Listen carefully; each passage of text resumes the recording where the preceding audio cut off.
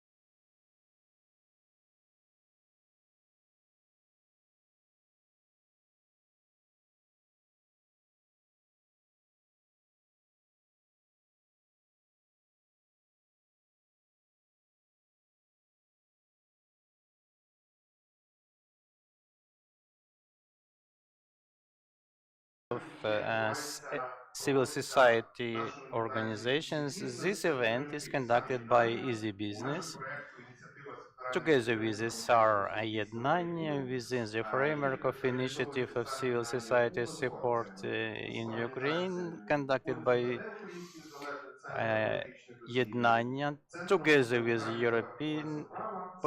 Ukrainian Center of Political Studies and the Center of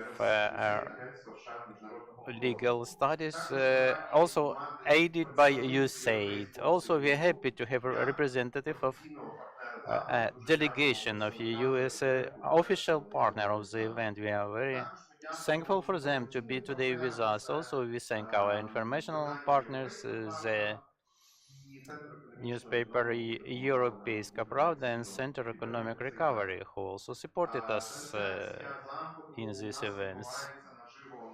There is online broadcast of this event. The first panel part since 10 to 15:45 will be online and also recorded. If we shall have in time, we shall have lunch at 1:45 p.m. 1 hour. We shall invite you, and after that, there will be more focused work in thematic group on five areas. That is the climate and green transition, the first group. The second group of workshop will be for agrarian sector. The third important group is human capital, and the fourth group entrepreneurship.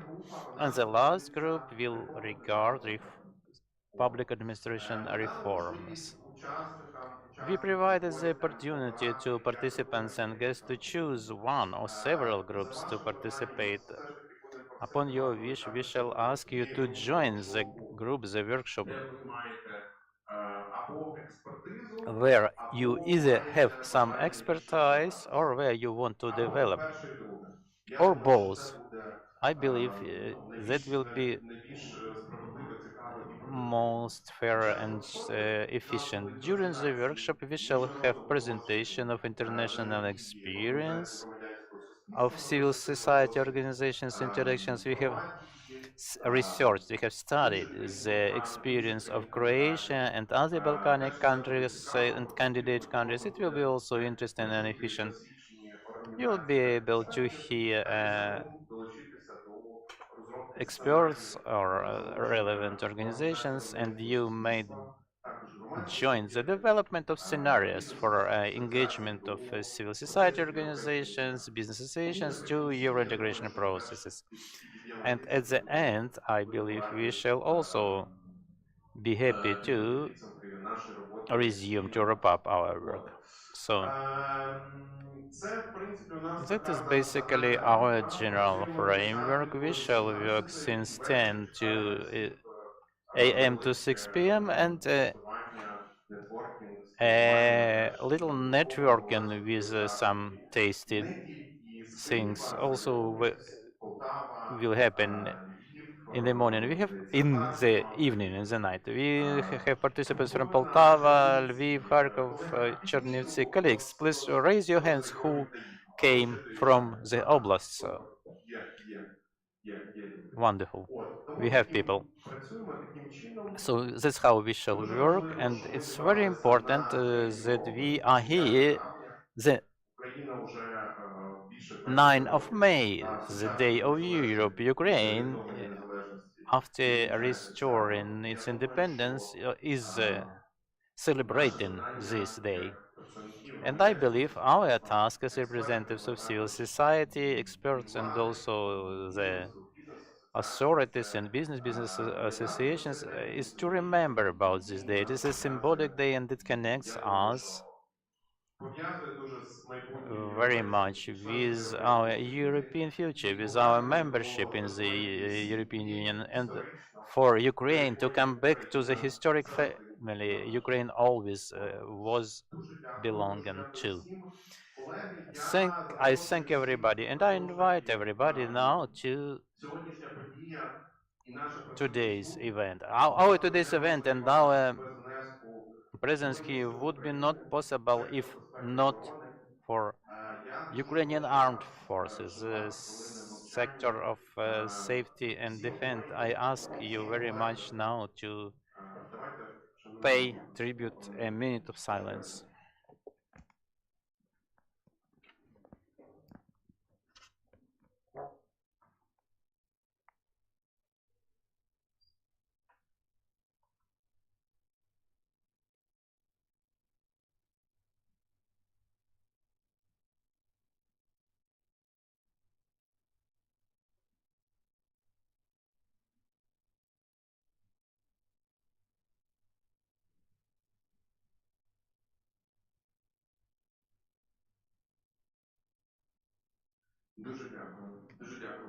Thank you very much, colleagues.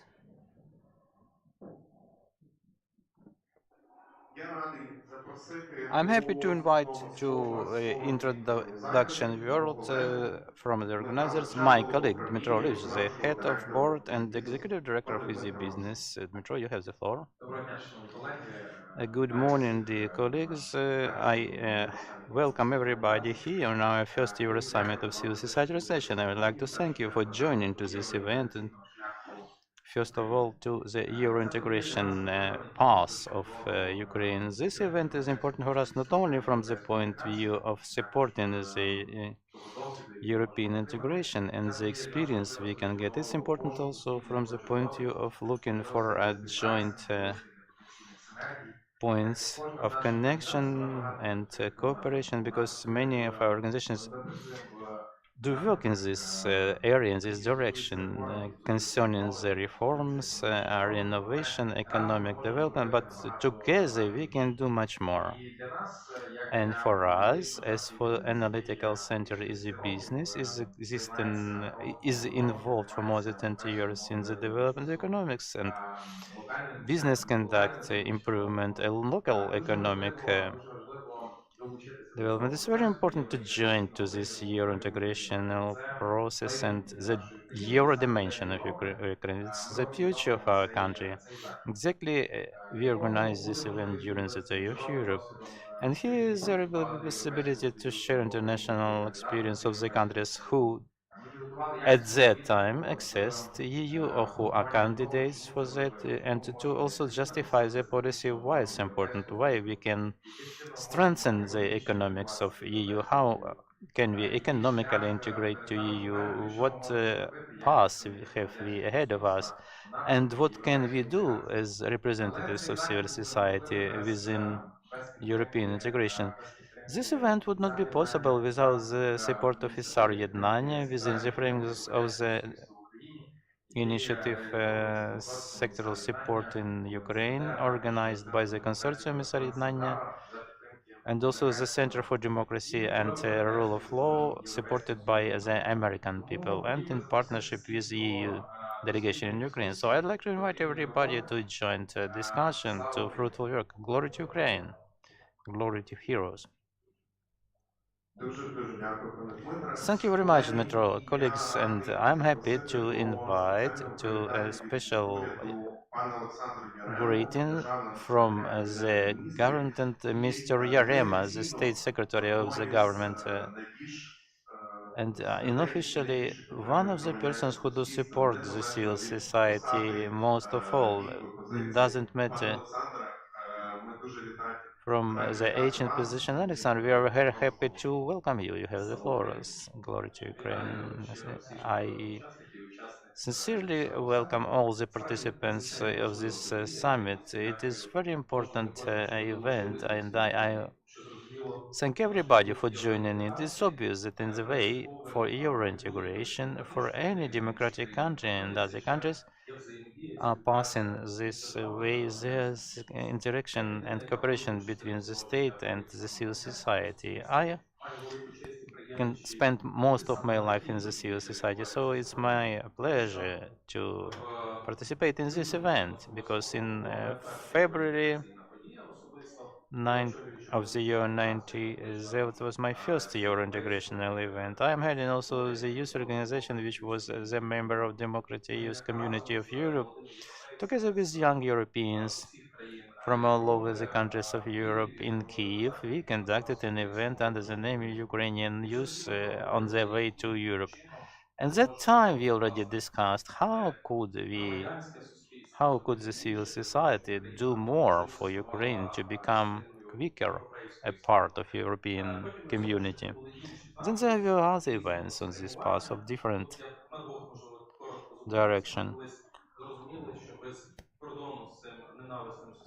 I will dwell shortly on two of them. We understood that due to our neighbor who is always attacking us, so we decided to start this process directly. We found how the border post is looking. We fabricated it and we went to the place to the border and we mounted the first border mark post in the border between Ukraine and Russia, and many mass media uh, recorded that event, and it was our contribution to your integration. In May 1994, when many countries joined EU, we, together with colleagues from Partnership Organization in Volyn Oblast and also in Lviv Oblast, we have erected a wall in the border of Poland to destroy it immediately together, urging not to erect new walls, especially between Ukraine and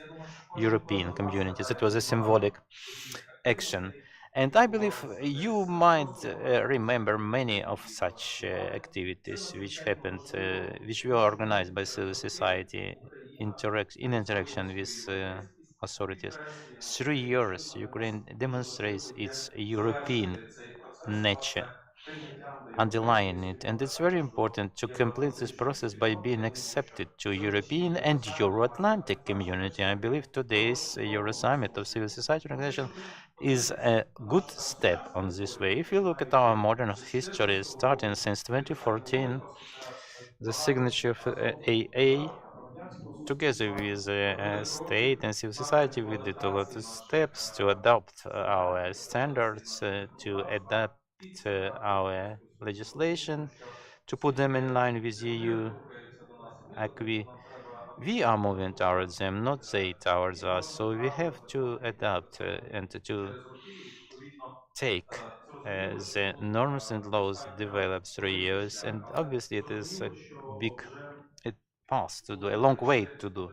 But obviously, when we are now in this step of negotiations on full-fledged membership, the number of tasks is increasing in times. The participation of civil sector, analytical organizations, expert environment is very important because it goes about capabilities, about fast and more adequate decision taking. We understand when there are representatives of the states around the table, there is a restriction of communication in certain steps. But the civil society may have no those restrictions, may communicate broadly, state their position, so on. And I believe the interaction and joint work of the state and the civil society will enhance Ukraine's position in the negotiations and bring better results.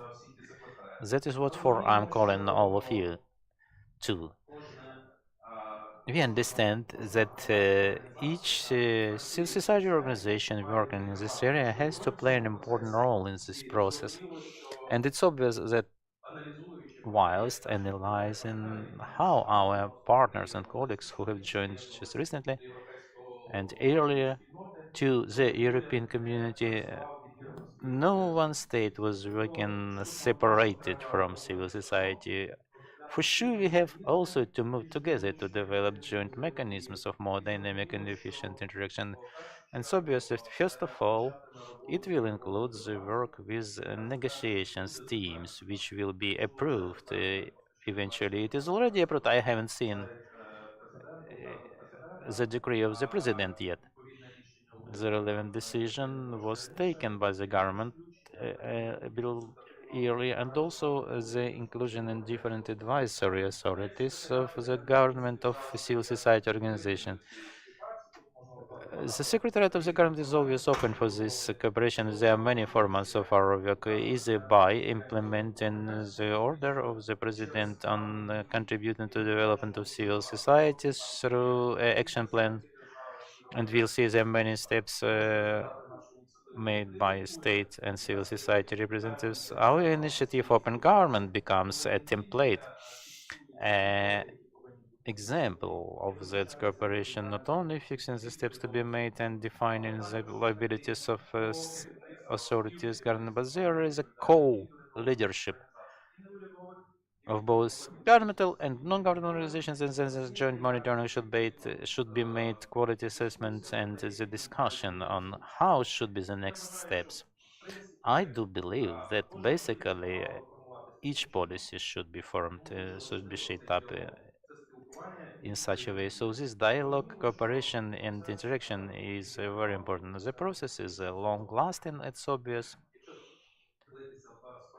If we look in the sport dimensions, like a marathon, and each of the 35 chapters requires great attention, thoroughness by governmental and non-governmental organizations. It's very important to enhance the institutional capacity of governmental organizations as well. It is an absolutely new challenge for most of the state officials working in state authorities.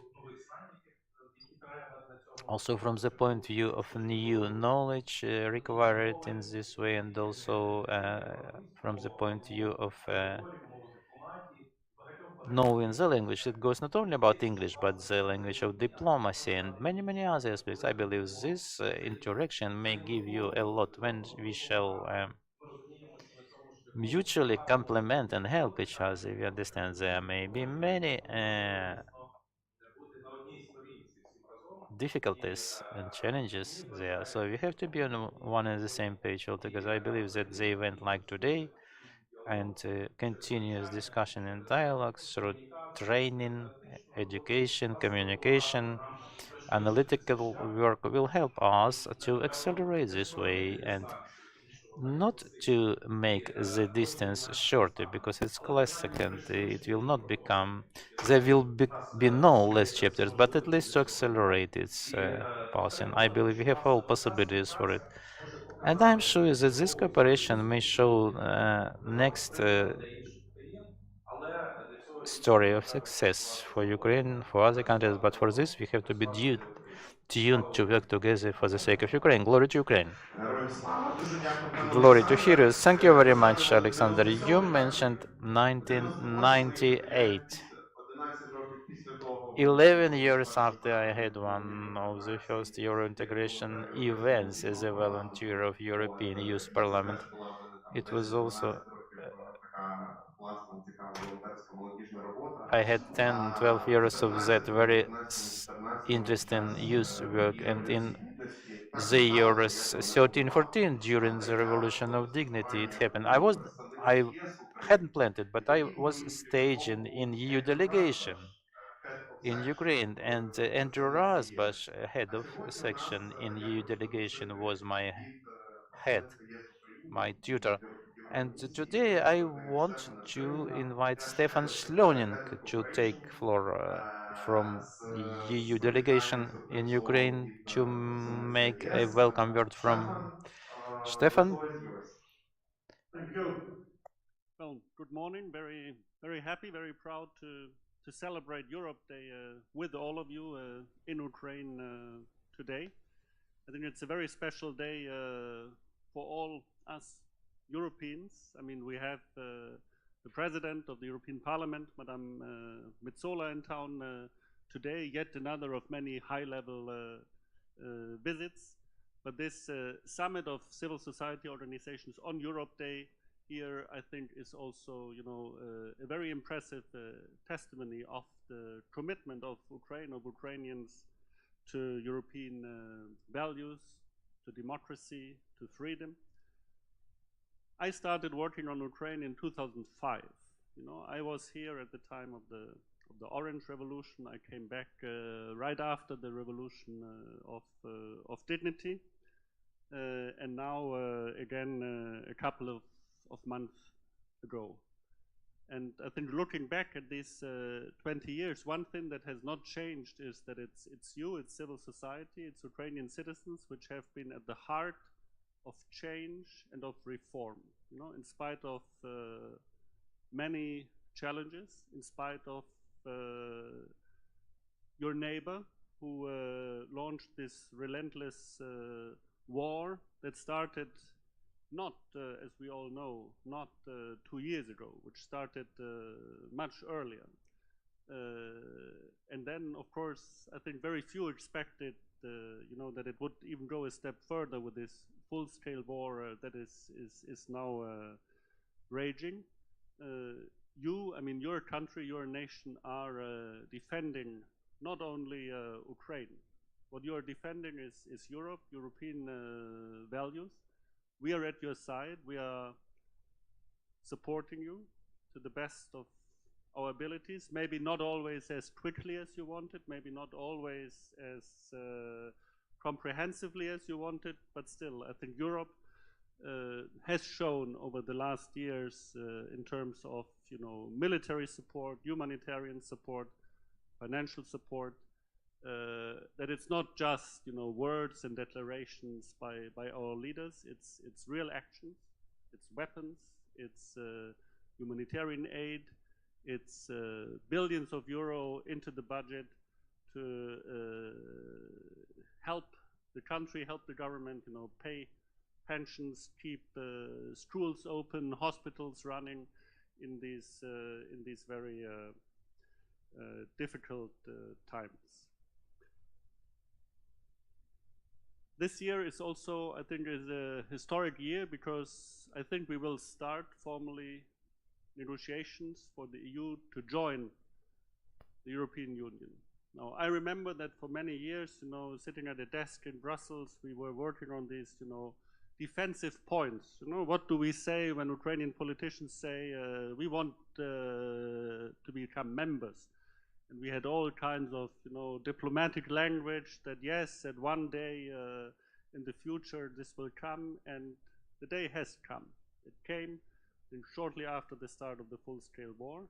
It's no longer a long-term ambition or a theoretical goal. It's something that already has started with all these meetings and chapters and approximation. I see, many experts, Ivan and others in the first place, who have been working on that for many years. I think what is ahead of you, what is ahead of all of us, is a difficult, tedious process. Negotiators will, they will not hate each other. They will go through difficult moments in agreeing the terms, but that's how it's supposed to be.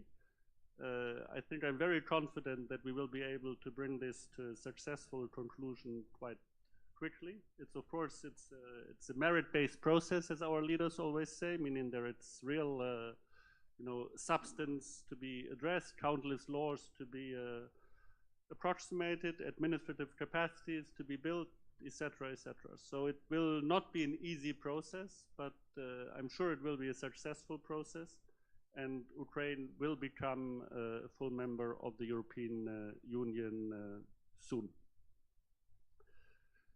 Civil society is a key partner for us. The numbers. I think we have millions of support in projects with many of you. I think close to 100 grants throughout the country.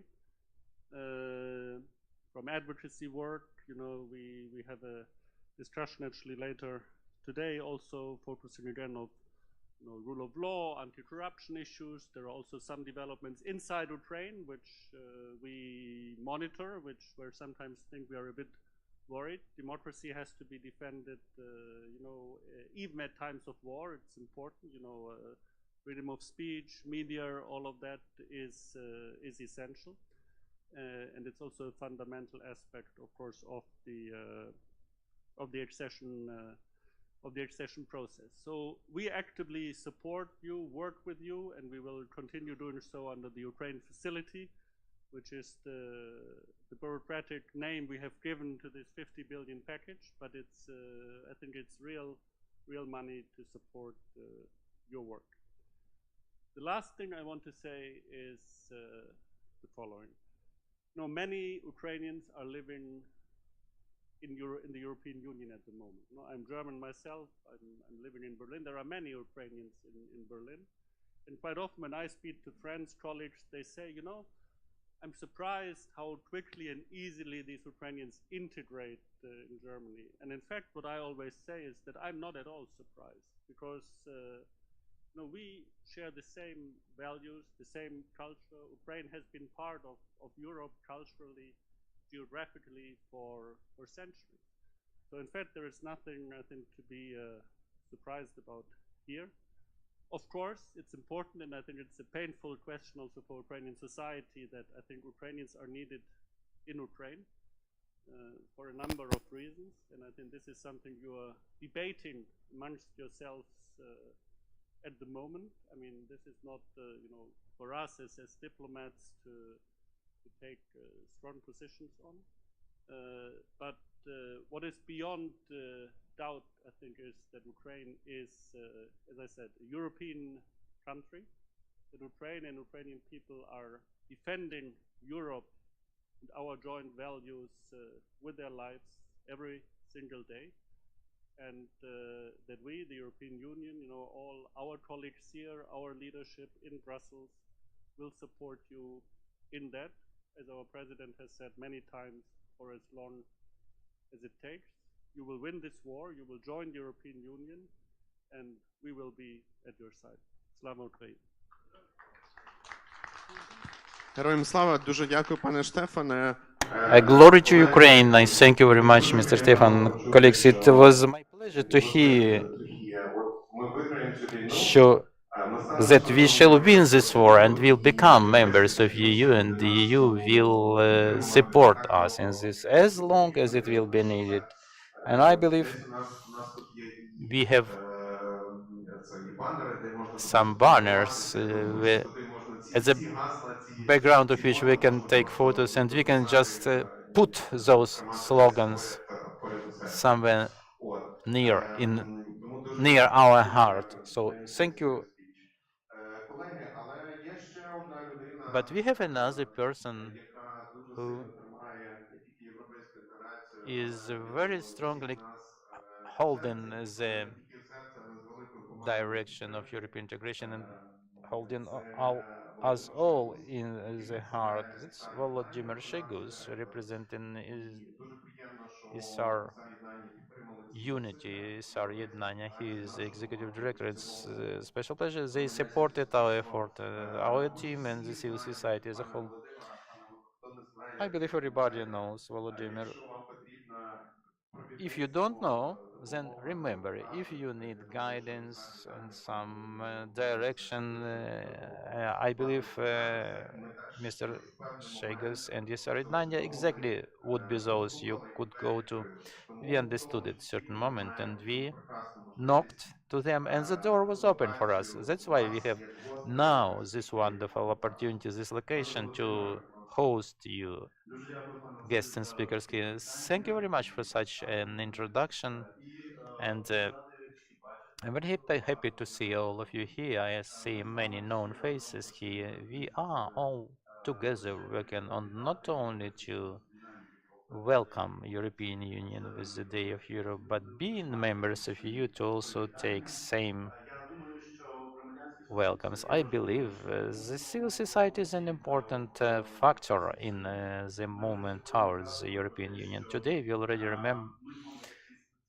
recollected that we are like an institutional memory in Ukraine and an expert community which was born in 90s last century, actually even earlier, and continuing today this work for the sake of Ukrainian people and our joint aspiration to join the community of European countries.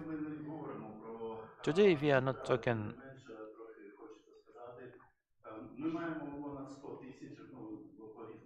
We have, according to different data,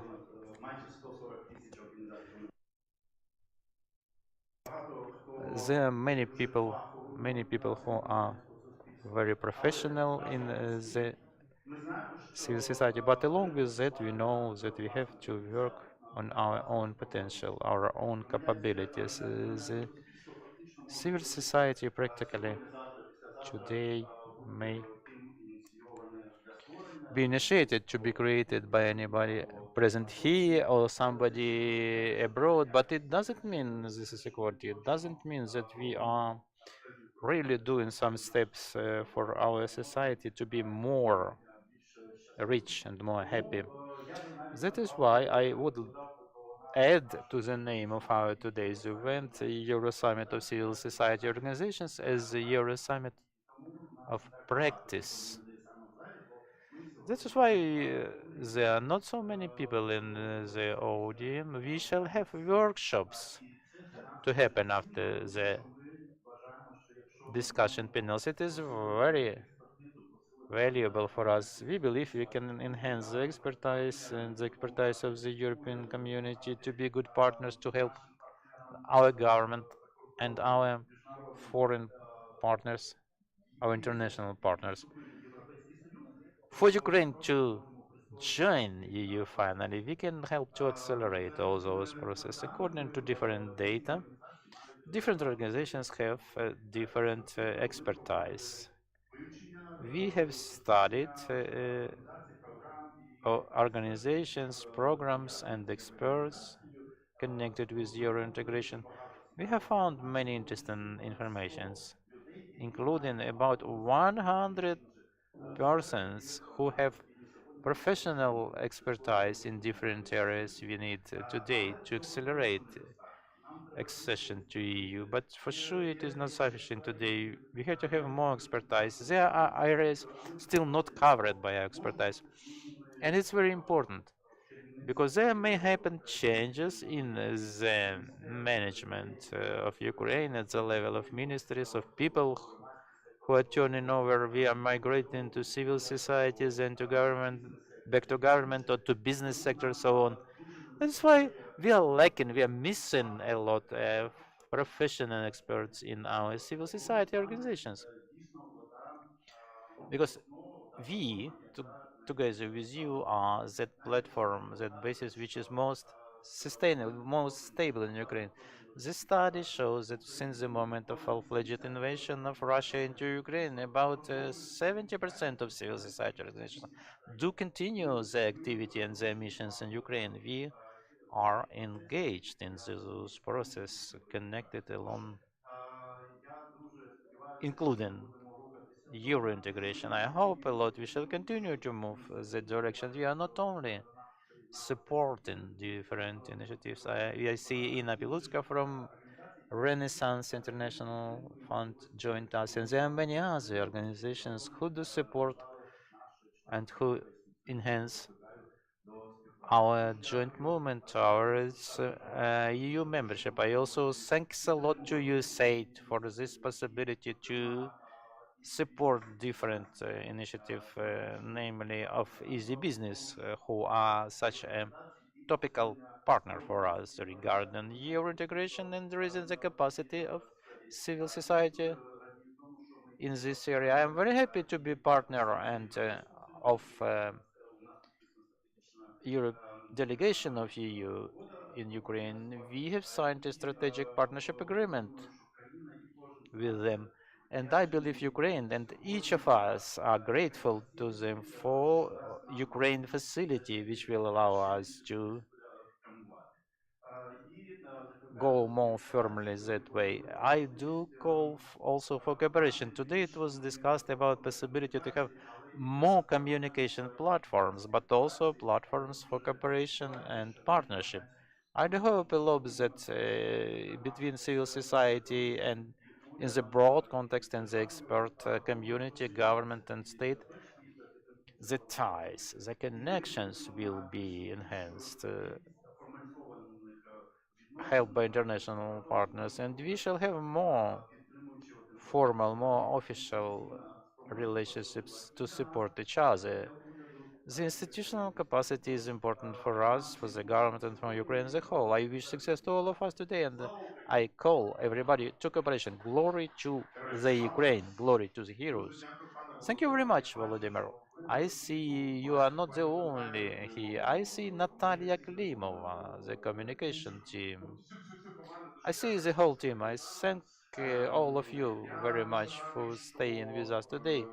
I am very happy that we are continuing And in the first part of our event today, we have two panels, political and economic one.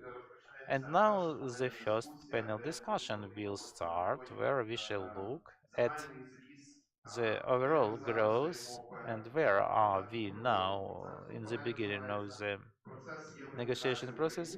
The panel has the name Euro integration of Ukraine key challenges in the beginning of membership negotiation process. Mr. Schloning said today, in my personal opinion, in a very modest connotation, that this year we shall start negotiation via civil society. I am talking on my behalf. We are hoping to start negotiation process before the end of June. That is why we planned our EuroSummit like a milestone in this way to contribute to it. So I'm very happy now to invite to the floor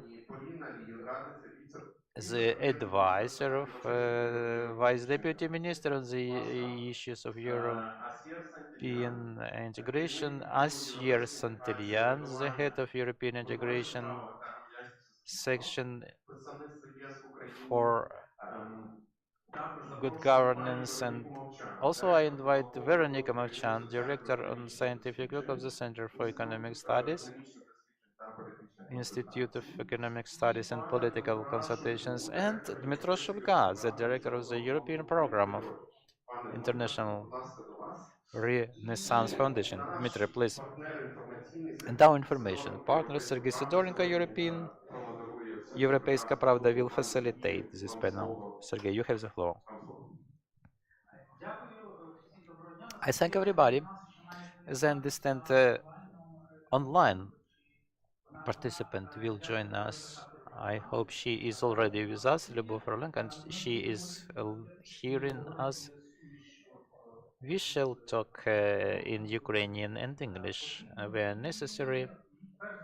First of all, I welcome everybody with this event, and I have to put a question for everybody. The question of this panel sounds: what challenges we do have ahead of us in our European integration? What challenges do we see? In our panel, we have representatives of both European Union, Asier is representing the delegation of EU, and also of the government, and the representatives of civil society, both of the experts and virtually and the donors. We shall talk about how do we see this from our side. Upon your permission, I will also join the discussion as media representative. So the challenges, Polina, what is your opinion about what do we have as a key challenge for the nearest time in your integration? Dear colleagues, thank you very much for the floor provided. Upon your permission, I would like also to welcome everybody with the Day of Europe, and also to thank all representatives of civil society who are present in the room and online, because you are the drivers who help the government and authorities to conduct reforms and also to correct the mistakes of the authority. You always messaging about this. I thank you for this work, which makes us closer to our strategic aim, that is EU membership. As regards the challenges, it's a very important question. I will ask upon your permission with a small presentation I have. Yes, but please be very concise. It will take 5 minutes. Upon your permission, just let me share it. And the first challenge, the main challenge, I believe we shall encounter, it is the proper coordination of all national stakeholders in the process of preparation for negotiation, also bilateral meetings. Our main stakeholders are obviously state authorities, government authorities, civil society representatives, parliamentarians, business and business associations representatives. Our task is for those lines not to be parallel for all those stakeholders to be working, for good dialogue to happen. Can you explain without presentation? Yeah, okay, I will go without presentation. I'll tell you. So we do have four main national stakeholders, and there is an idea of the deputy PM. How can we provide for coordination of all the stakeholders in negotiation process? So she proposed to create a unique space, a unique hub, Euro hub. I would like to talk about today, which would consolidate three main pillars of work. That is the office of head or chief negotiator, providing for the coordination of all the negotiation process, where negotiation team will be located to coordinate all activities. The second is EuroHub. It is a platform which will be able to set up coordination and dialogue of all the stakeholders in the negotiation process, to set up joint and single negotiation positions. And this third part is technical hub, which will consolidate all technical and expert assistance, which is important to move our legislation towards the European acquis. This EuroHub idea is not only an idea by now. EuroHub is already located now in Union City. It already hosted the first delegation for explanatory sessions. There happened 21 of such sessions on different chapters. I call you to join the negotiation sessions, civil society representatives. I ask you to put the next slide. Next one, the girl, and next this one. You can see here that our delegations,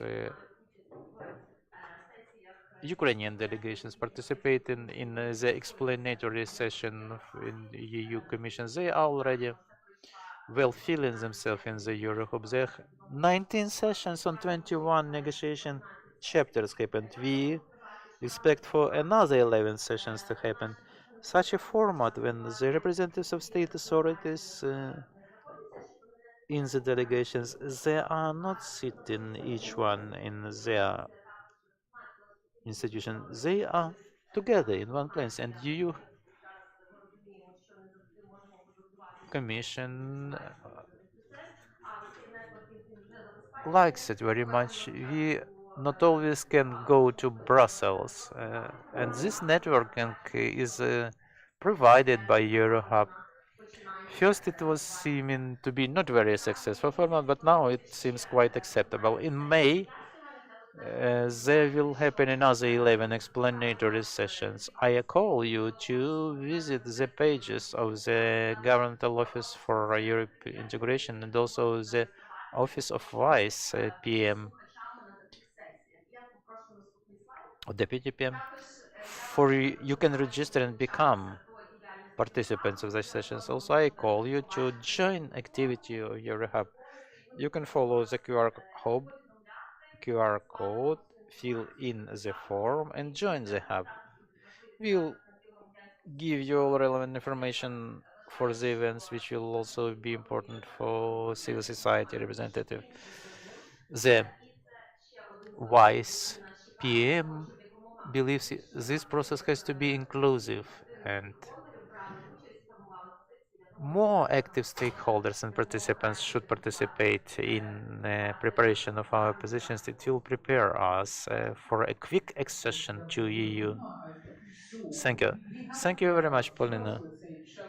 That we will be discussing now. First thought is about coordination, and definitely there would be more. And as here, I would ask you to focus on maybe some gap between what you expect to see from Ukraine and what you see from Ukraine.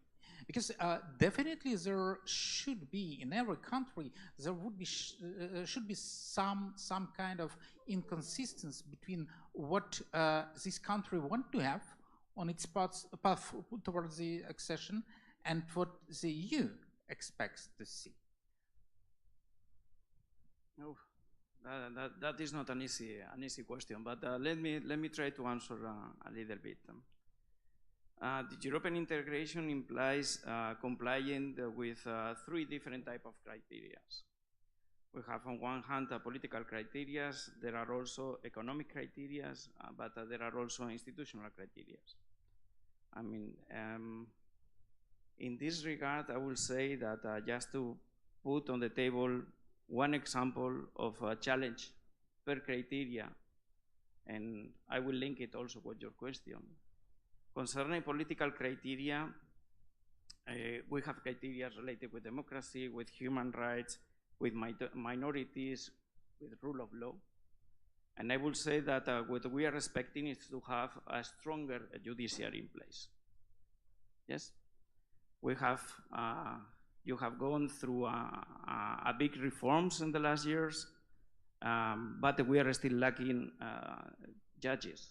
Judges that are new judges selected, that are working, and that they are prepared and understand the European law, and that they are ready to apply European law in the future. Not automatically, because at the end, the European integration process takes years. But the judiciary should be ready to apply the European law in Ukraine. Concerning economic criteria, and link it a little bit with rule of law, what we are looking in European integration is to facilitate or to have a functioning market economy.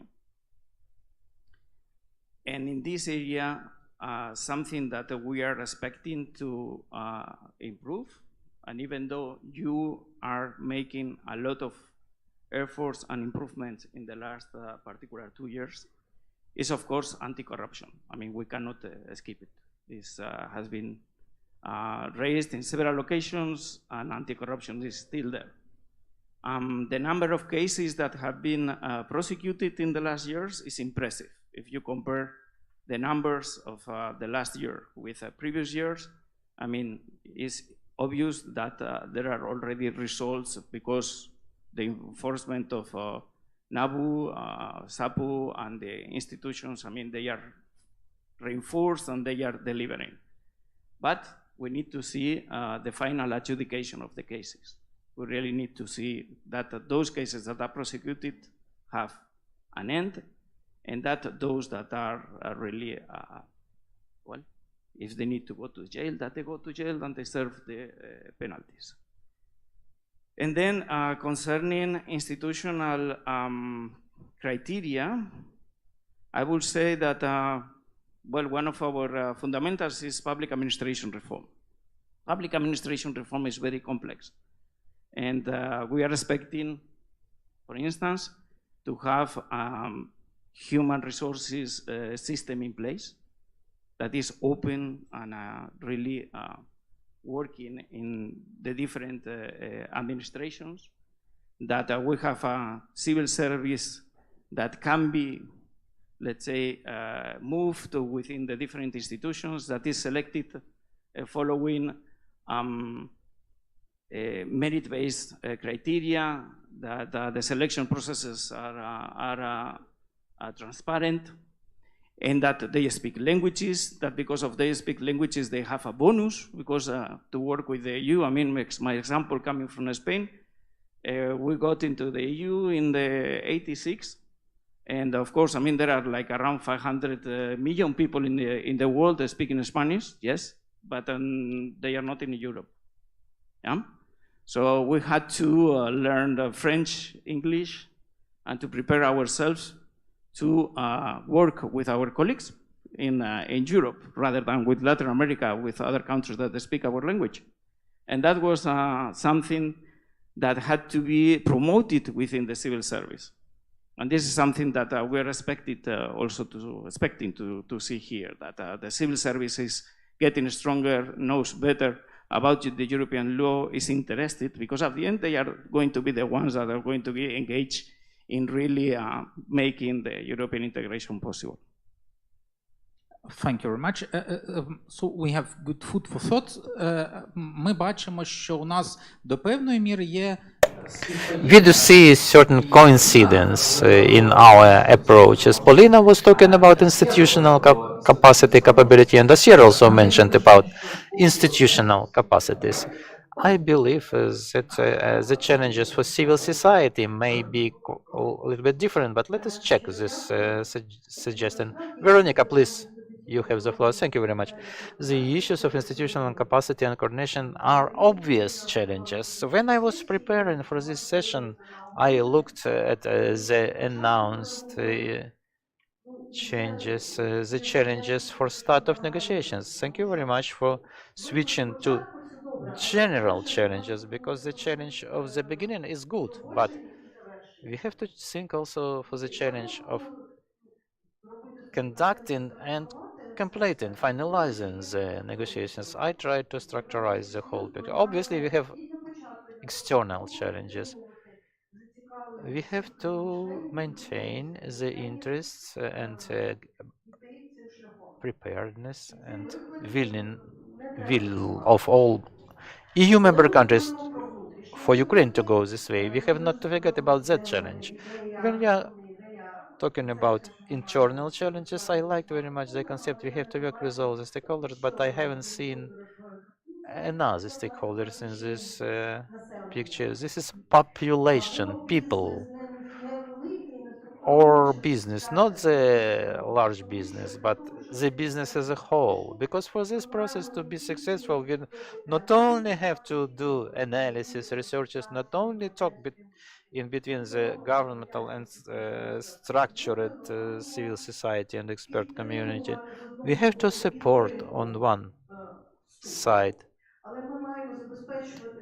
We have to support the accession, but we also have to provide for understanding, explanation of the process. Not all single piece of legislation to which is adopted, but of an overall general process and managing expectations. What it will bring us, what it will give us, and what it will not give us, EU accession. What could be expected in this process, and where we have misses still to bust. Because I'm afraid if we all will be focused on an institutional basis, we might lose support. Also, when talking about internal challenges, it's obvious, and it was already mentioned here, it is the challenges of capacities, public administration reform, because we need people, we need personnel. It is a challenge of predictability and stability of institutional memory, because we all have to understand that this team is remaining in place. People are changing, people are going and coming into the team, but there is a certain common vision, common opinion. We have to talk about clear time frame, work, and priorities. If you look abstractly, how many laws have you to adopt ahead of us? If you calculate mathematically, we'll need 20 years if we move with the same speed as before. And the European Union will go much ahead in 20 years. So we have to change approaches and to understand where we may have a compromise and where we may not do it. It's important for us to understand it now, because when the process itself will start, we will have to adopt many norms, many laws. But on top of all those challenges, I want to come back to membership criteria. Mr. Sierra mentioned about institutional criteria, but also the economic criteria, development of economy market. But there is another interesting criteria, like a capacity to support the competition, to be competitive in the European market. It is not only about institutions, but although it's also including institutions, it goes about the availability of resources in the country and the possibility to use them as efficiently as possible to provide for long-term economic growth. It is a topic for economic panel. I am stealing it from them, but I have to tell about it, because here we are talking about human capital, about labor and physical capital.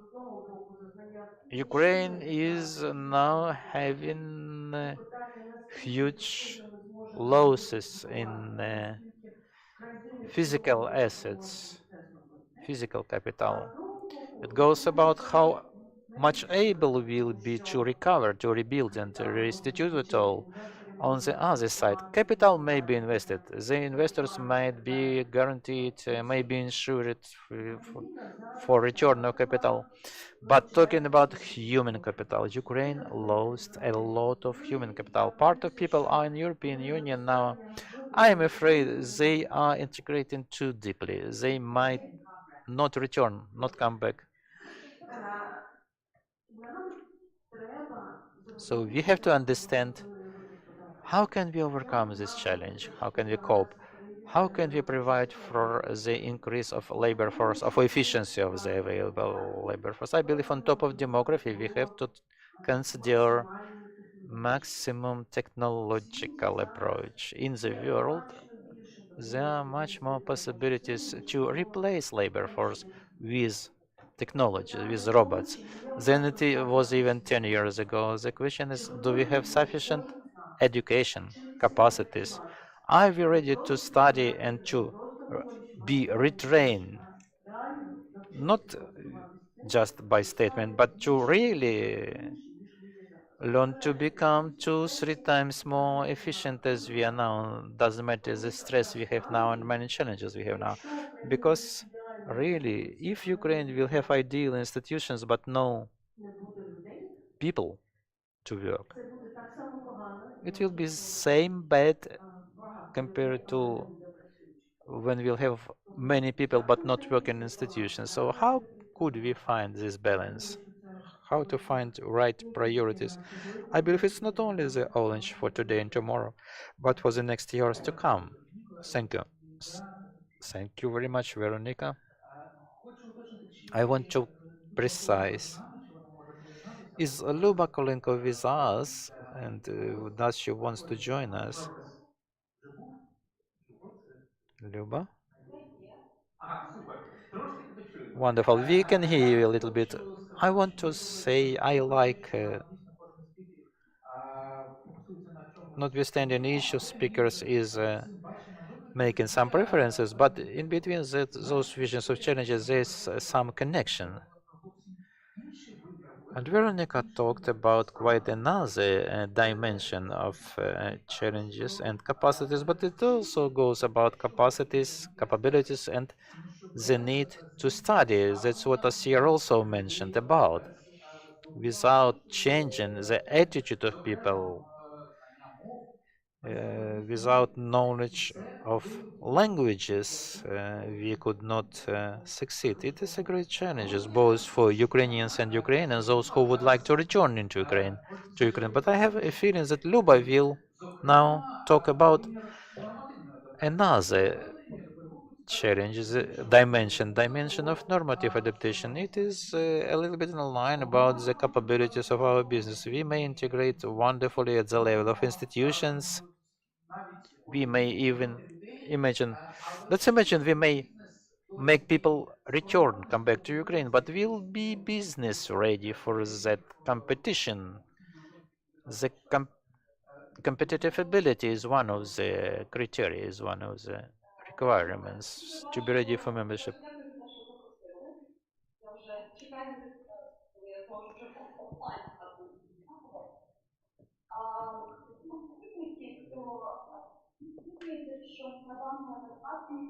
It seems that at the stage we are talking not only about challenges but also about solutions. And as civil society, we have to take relevant solutions. Sergey is right. Everybody has a preference, specializations, and we'll talk about the painful issues and the problems. But I divided the challenges I see as expert into two groups, talking about the countries which those are the challenges not connected with we might not borrow experience from anybody. It's our internal problem we have to cope with. Also, Veronica mentioned that it's very important not to forget about people, about citizens. Because on one side, we may not give information to them that it will happen. We may not mislead them that it will happen very quickly. On the other side, we have to tell them when it would happen.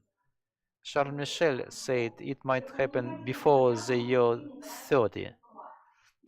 When communicating with people, we have to give clear information, accurate information. Also, Veronica was talking about the consequences. There might be some consequences of EU. So we have now to communicate with Ukrainians who decided to stay here in Ukraine, to work in Ukraine. If we will not do it, we'll have the situation when the support level will drop under 50%. For the second, now talking about negotiation process, when in 10 years we are now changing the negotiation team, we understand something is not going well, and it is bringing us back many years ahead. I would like very much to avoid that. And finally, we are conducting public administration reform for since 90s, and we are not able to complete it. So many elements of public administration reform should be compliant. That's for the second. For the third, nobody can provide for a receipt to how to educate, how to raise the public servants. An example of Macedonia is one that is not very much good. We have to find our own way, our own receipt. Will they be there in the negotiation process in 5 years? I would like them very much to be there, but whether really it will happen, nobody knows. Next challenge is benchmarking. We are conducting in the Center of Political and Legal Reforms. We have translated it. Goes about judicial reform, reform of public administration, law enforcement institutions, democratic institutions. The problem is connected with that in the Western Balkans. EU went the way when some indicators were used in a very general statement, leaving possibility to political maneuvering, but it was very comfortable for candidate countries to leave their independence of their legal system. So we instead will be in a position of a bad student which hasn't hasn't succeeded in something always, anytime. So let us say, friends, you encountered problems in Balkans. Please, let's not repeat this problem with Ukraine and Moldova. If we'll be stuck somewhere in political issues, each country has its own constitution and judicial system, and we have to take into account. It goes about the specific, it is historic political specifics, and the relevant expert has to talk about it. It goes about the mistakes of our countries, of other countries. Our challenges which are not compliant. This is a imbalance of our authority bodies, the office of the president, the government, and the parliament. The situation is unique. We have never seen this in other countries. The parliament is very weak. The parliament is trying to be active in the process now. On one side, it is good. On the other side, the negotiations should not be politicized. It would be an obstacle. What Parliament has to do on one side, the Parliament has to work with national parliaments of EU member countries. to make propaganda, to make in favor of Ukraine. We'll need support in negotiation. We'll need support of all EU member countries. Other point, no negotiation position was approved in many countries without their decision, the parliamentary decision. Next is institutional capacity. It is very weak. Just to give you an example, on public administration reform, public administration reform has to help us with structuring the negotiations. So 1 year ago, we studied, we researched the needs of different stakeholders as regards your negotiation, and we have found a research of the National Agency of State Service. They made a polling to determine institutional capacity in euro integration. There is one point I would argue.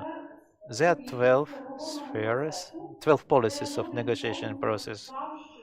Nobody mentioned about somebody's responsibility. And we have some spheres where many stakeholders said each one, it is my liability. So I believe if we shall distribute those responsibilities for different ministries, we shall have a complete chaos about distribution of responsibilities for negotiation.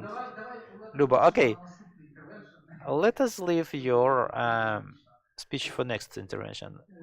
For us to be may me wrap up what I'm talking. What should be done? Please, yeah. Do I have some time? Yeah. Please, please, please. You are welcome. Also, we have been set up a task to develop action plan regarding the reform of public administration. I believe this action plan may be using the experience of other countries to build up the structure of negotiation team.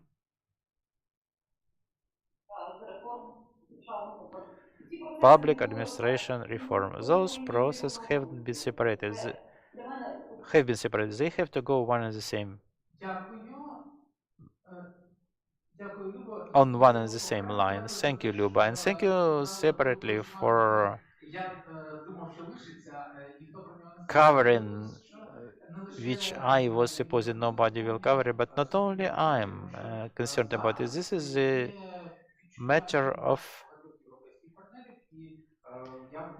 society support, of societal support. There's impression of many partners in Ukraine also that public support is given for granted, that it will be there always. But unfortunately, I also have a feeling it shouldn't be assumed to be granted and firm and stable. The experience of other countries going to EU proves to that public support may drop suddenly and unexpectedly. It may be a challenge in the future if we shall not achieve some time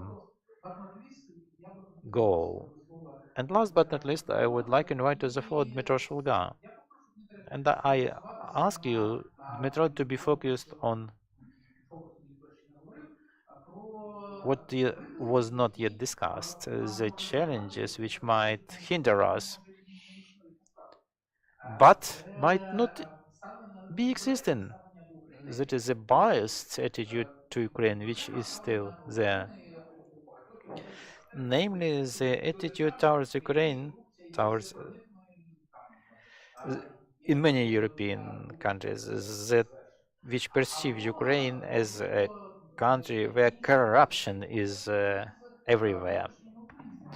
Or maybe some challenges connected with internal Ukrainian processes, maybe connected with the history of negotiation of Ukraine about association agreement. So what should we use, which should we not use,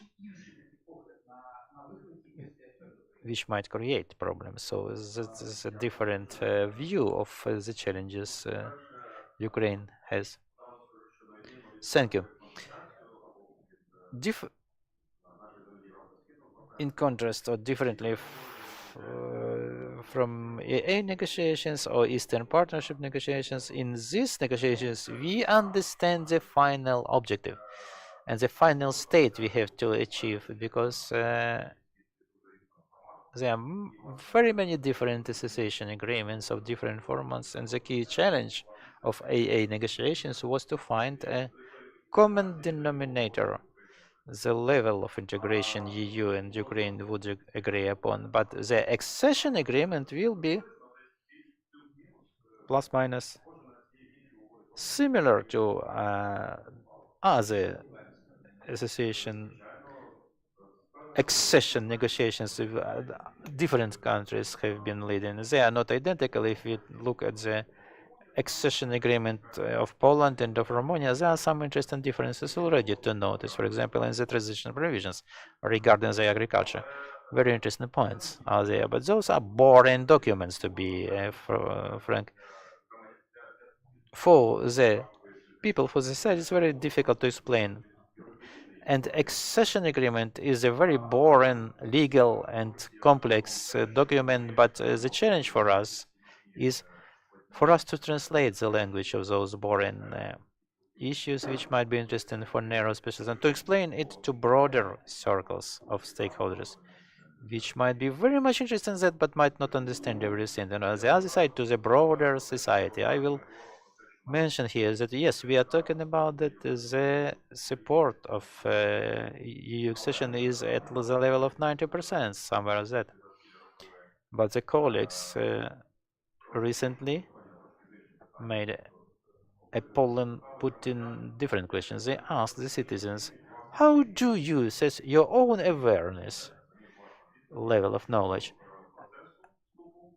about the process of accession and the requirements EU is putting to Ukraine for that, and potential benefits Ukraine will have from that accession? Only 1/3 of citizens say that according to the assessment they do know, they are aware about. What does it mean? It means a huge space for manipulation within negotiation process, because all the practitioners, we understand how huge is the task. There are many challenges. We may list them. The whole session will not be sufficient to enumerate all the challenges. What might be wrong, what already went wrong in other countries which haven't yet accessed EU due to different reasons. We also may have different bad stories. But what we have to achieve? We have to achieve the understanding of what exactly EU wants from Ukraine, and that is the issue.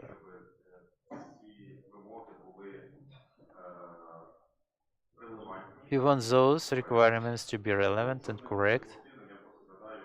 And I'll just remind the law on lobbyism, which became suddenly one of the key requirements, and the efforts of civil society were focused for that requirements to bring as less harm as possible, because there was no benefit anyway, any use.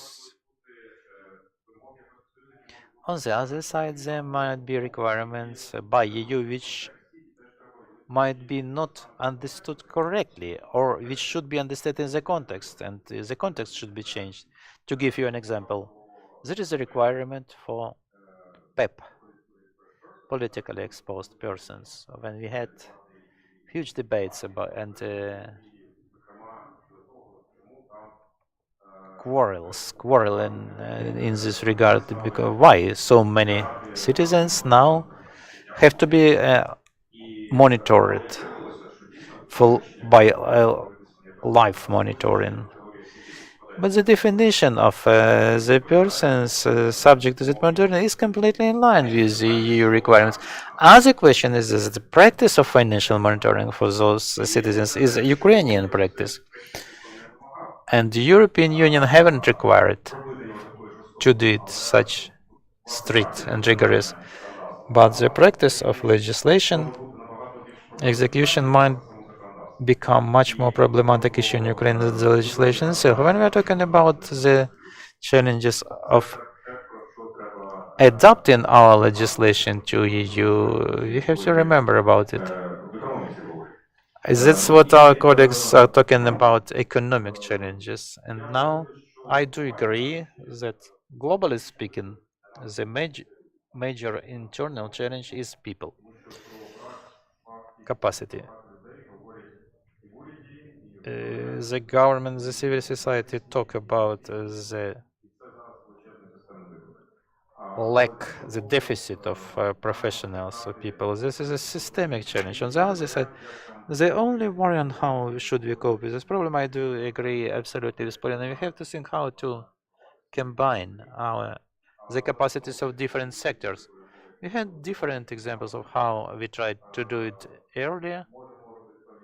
We may already draw certain conclusions and think how to do it more efficient in the future. Not only networking inside the civil society, but a very important mechanism of interaction and cooperation with the government level for it to be efficient. We have a challenge here. We have to be engaged in negotiations of everybody with everybody. Inside Ukraine, different stakeholders have to find an understanding between themselves and the business and with the stakeholders. Also, not to forget that in EU, in different countries and different stakeholders within those countries, we have to understand how do we communicate with them, how we deliver our messages to them, how we want to convince everybody who has some precautions about Ukraine. To give an example of Polish-Ukrainian border, it's an example of that we have to work a lot with different circles of stakeholders and to remove those biases which unfortunately exist there in relation to Ukraine. We have to explain, we have to find relevant arguments to explain that how Ukraine's integration will help EU. That is the last point I would like to propose. We have to do a lot, but we also have to formulate and to bring to the European Union. Not only Ukraine will benefit from joining EU, but EU will benefit from Ukraine's accession. And what will be added value for EU from that? There is a political possibility, safety by 100%, but also we have to search for economic arguments, how Ukraine's integration will increase competitive ability of EU in the global markets among all. These topics should be also raised by ourselves. We have to brainstorm them and to brainstorm them intersectorally and to bring it out in the external communication. Thank you very much, Dmitry. I would like to motivate the audience here in the room to join discussion. Please raise your hands. Before that, I will make a round with the short focus questions, answer to which I haven't heard in the previous speakers, and I believe each of the speakers should be addressed those questions in the same order. Polina, I heard the opinion of certain people about that it's worth to set up a clear objective and clear timing. With the government things, should we have a clear timing, like some deadlines or some accurate time, or it might harm? Obviously, we have to have a timing because it's connected with the negotiation process. There are many tasks. We shouldn't say we have an eternity to execution of those tasks. As already Akulenko, Lubov Akulenko and Mr. Asier mentioned, we have certain requirements to work, to comply with already now.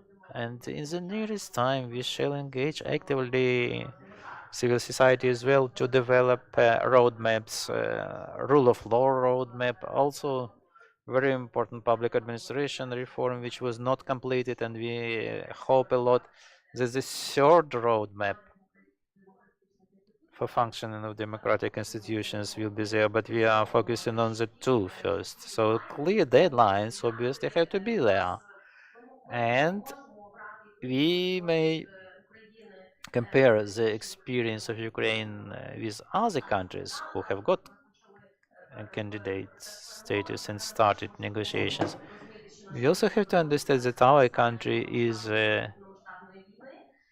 now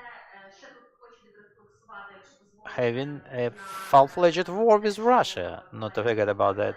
Also, I want to tell about what colleagues mentioned. In no case the reforms we had to complete also within rule of law and anti-corruption, we didn't stop there. And the rule of law was mentioned here. Why this principle is so important for European Union? You may see in the recommendations given by Euro Commission about candidate status. A lion's share of them were regarding reload, reboot of our judicial system, election of new judges with involvement of international experts. So yes, we have to set up clear deadlines. Also, upon your permission, I would like to mention about the challenges which are not yet present but may arise. The image of Ukraine is a super corruption country. I want to reflect on it. I believe I was happy to engage in implementation of many reforms in the rule of law area because my main advisory work is anti-corruption, judicial reform, reforms in prosecutors and law enforcement. All of our partners state our anti-corruption and judicial reform are successful. The first historic competition for constitutional court judges is now taking place. And some points became viral. You may look at that due to different reasons. And together with the partners of those projects, donors, we'll prepare a whole series of an informational campaign which will talk about successes we achieved in fighting corruption in the rule of law judicial areas.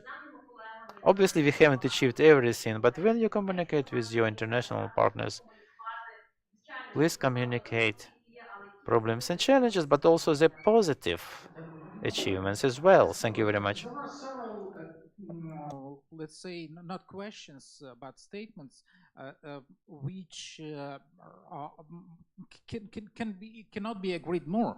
I think from everyone in Ukraine that human resources deficit is really a challenge, and there is no vision. At least I don't see on my side that there is a vision from Ukrainian government. How can we return those people?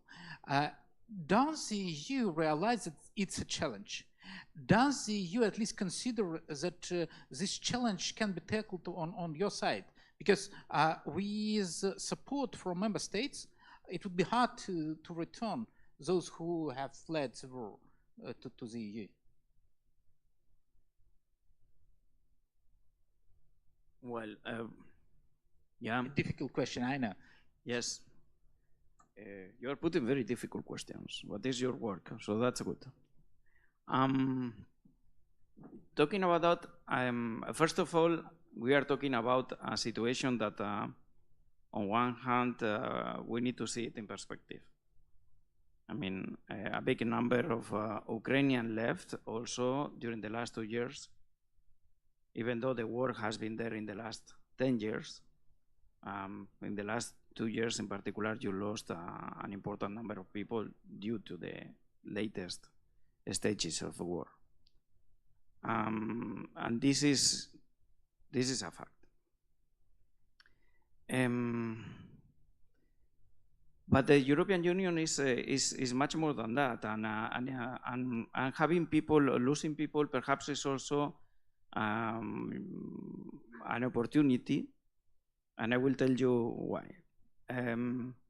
Of course, not an opportunity today because of the situation. You need people in the administration, you need people also in the front line, you need people at many levels. And this is a real challenge because you are confronting a war. So you need to see it in the short term, in the midterm, and also in the long-term perspective. And coming from a city, I mean, we were 20,000 people when I was 16 when we joined the European Union. And at that time, among those 20,000 people, we had a family from Western Sahara, a mixed family that it was half from Morocco. Also, somebody was married with someone from Equatorial Guinea. Then we had a German family, 3 Portuguese families, and then at one point we had a Chinese restaurant. So this was many years ago. The rest, we were from there. So we knew each other, and that's why I know the families. Today, in the same city, still with around 20,000 people, we have more than 40 different nationalities. We have still the German family. Portuguese are much more than 3 families. We still have the Chinese restaurant.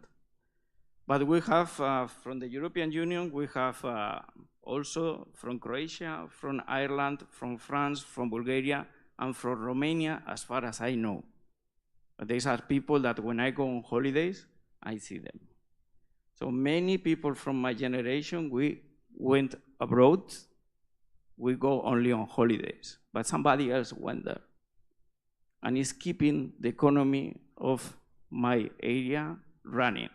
And is one of the areas with the highest level of economical, let's say, income in Spain. Okay. In this regard, being part of the European Union means that the market is open, but also that the borders are open. So you may lose people, but if you create, let's say, economic opportunities, you might also get people from other countries. And this is not necessarily bad. It's something that you need also to think about. Perhaps those that left are not willing to return, but maybe if you create the possibility for economic growing, you might have other people coming to Ukraine. And you had it before. I mean, just studying the history of Ukraine, we are talking about a country that has been welcoming many people from different religions, from different, speaking different languages, different backgrounds, since even before the Romans. You have the Greeks, yeah, around the Black Sea, and still you have some communities there. So this is in your DNA somehow, it's in your history. So perhaps we need to think about the situation in different perspectives. In a short term, yes, you have a problem. In mid-term, well, you have the possibility to think about it and to put, let's say, the basis for overtaking that problem, not only thinking about those that left and letting them coming back, but perhaps also thinking about opening opportunities to others.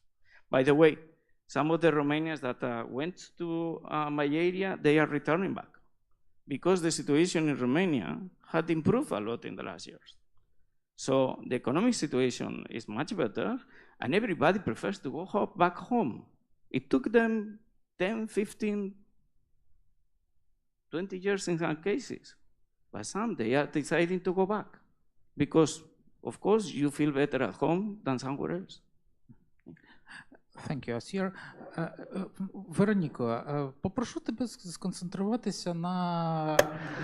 Veronica, I'll ask you to think why I haven't been focusing on economics. It became a certain surprise for me that we hear it from you quite logical and reasonable theses on the deficit of human capital, action plans, rule of law. You also mentioned about it. It was a but no economic consideration. Does it mean that, in your opinion, the economic reforms or reform in the issues of production will not be a key challenge? Or would it mean Those are largest challenges. And please raise your hands, those who want to speak up. Thank you very much. It is a very smart question. When I'm thinking about challenges, I try to structure a broader than economic field. Talking about economic challenges, I do really think that the EU accession itself will not bring some catastrophic challenges for Ukrainian production and Ukrainian economy compared to what our business already survived, experienced in 30 years of independence, including all challenges connected to accession to WTO, then signature of AA agreement and opening of the market for European goods, and then the challenge of war and all structural changes we do see now, including migration and loss of assets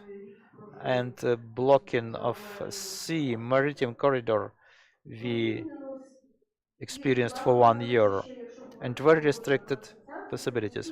Talking about AA, it's not only a challenge for opening market.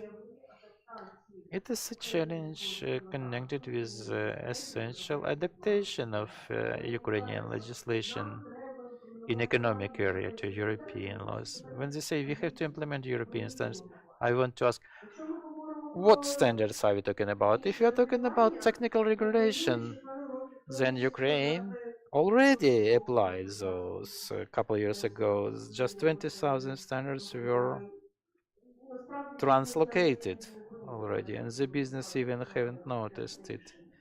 They asked me to give them a link to that decision. If we talk about technical regulation, since 2008 and actively since 2012, we are actively adapting. Even better now. Not key elements, but it has to be EU changes it and we have to change it as well. But we are living already 10 years at least formally under the norms acting in EU in the area of industrial goods safety in many areas, if not in all. Talking about food products, yes, we haven't implemented everything, but we are advanced a lot. We have no recognition of equivalency or mutual ACAA, the so-called industrial visa-free regime, but we doesn't mean all the standards are different. We just have no confirmation of how we check conformity is different. It's a little bit different. And another challenge is whether really our society and business do live in line with the already adopted laws. And also talking about the fundamentals of economics. Yes, the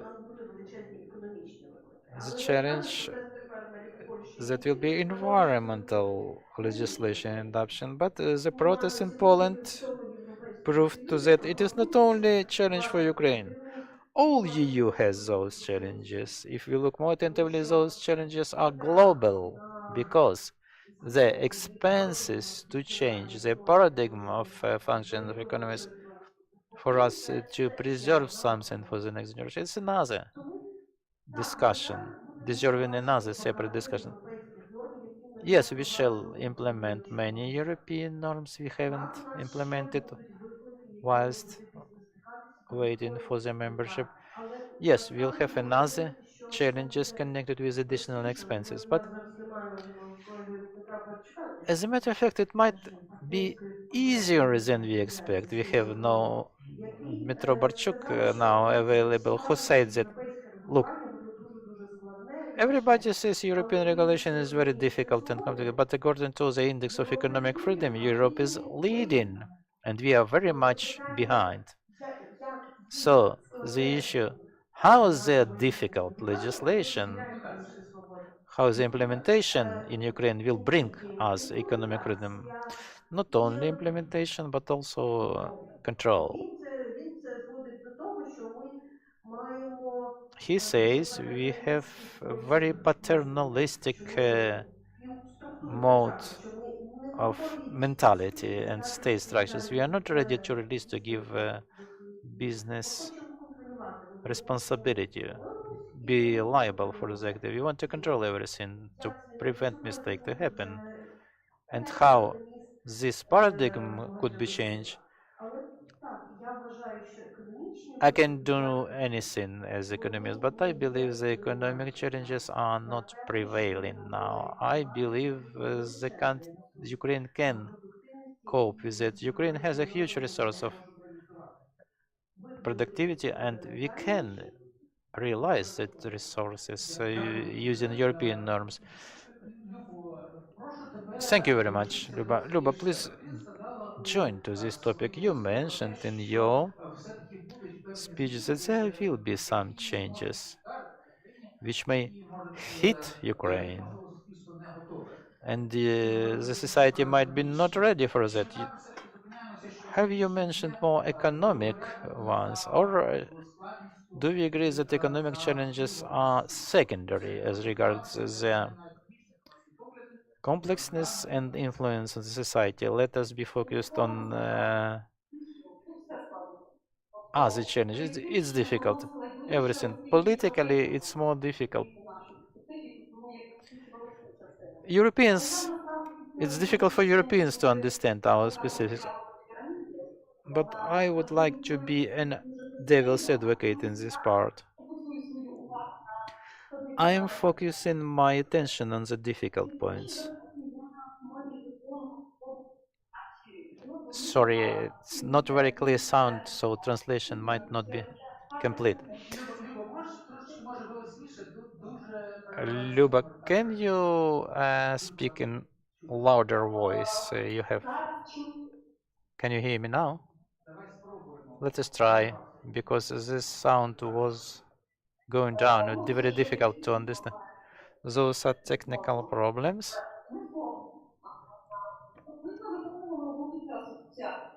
Talking about the A agreement, there was kind of defect.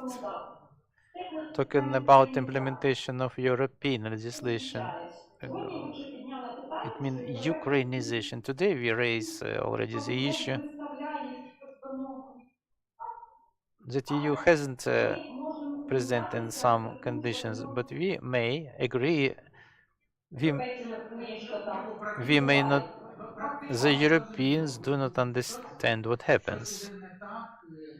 With this, we have some problems with your voice, and it's also difficult to interpret. I'm sorry, I tried to do my best. Okay, I understand, but we. Okay, maybe you will connect later, or maybe for the next session, for the, because it's difficult now to hear from you. Might try to use Zoom. It sometimes works better. Dmitro, I want to touch and maybe difficult topic before we give the floor to the audience. I see you raised hands now. We already mentioned, we know whether Ukrainians will believe, will trust to US now. I'm positive about it, but okay, there are eventual challenges. What about Europeans? We do see that they say they want really Ukraine to join EU.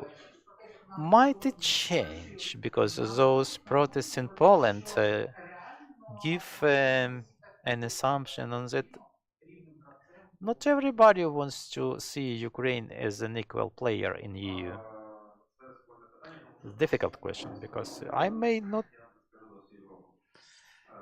tell on behalf of the entire Europe of everybody, but generally I would try to look accession negotiations as also a trust building exercise, a huge one, because actually what we have to have finally is confirmation agreement approval by EU on that Ukraine may be trusted. In all those issues, the quality of Ukrainian goods, Ukrainian certificates confirming that quality, the controlling authorities who would control issue of those certificates in Ukraine, the relevant regulating authorities who are following competition in Ukraine to prevent from distortion of competition. Decision of Ukrainian courts, Ukrainian judges, civil servants who may commit corruption acts. This is a huge trust building exercise, and our task, obviously, first of all, to comply with all the requirements of European Union in these different chapters, because once more, we are talking not about the attitude towards AI. We are integrating certain sectors to a certain level. We have to completely, to totally overtake the standards and the equal requirements and norms of EU, which are obligatory for all member countries. It will not work otherwise. We might maybe take some transition periods to postpone certain of them, but not many of them. On the other side, we have to communicate, to deliver, to explain the changes we are undertaking and the level of adaptation we do really have for European Union. In this sense,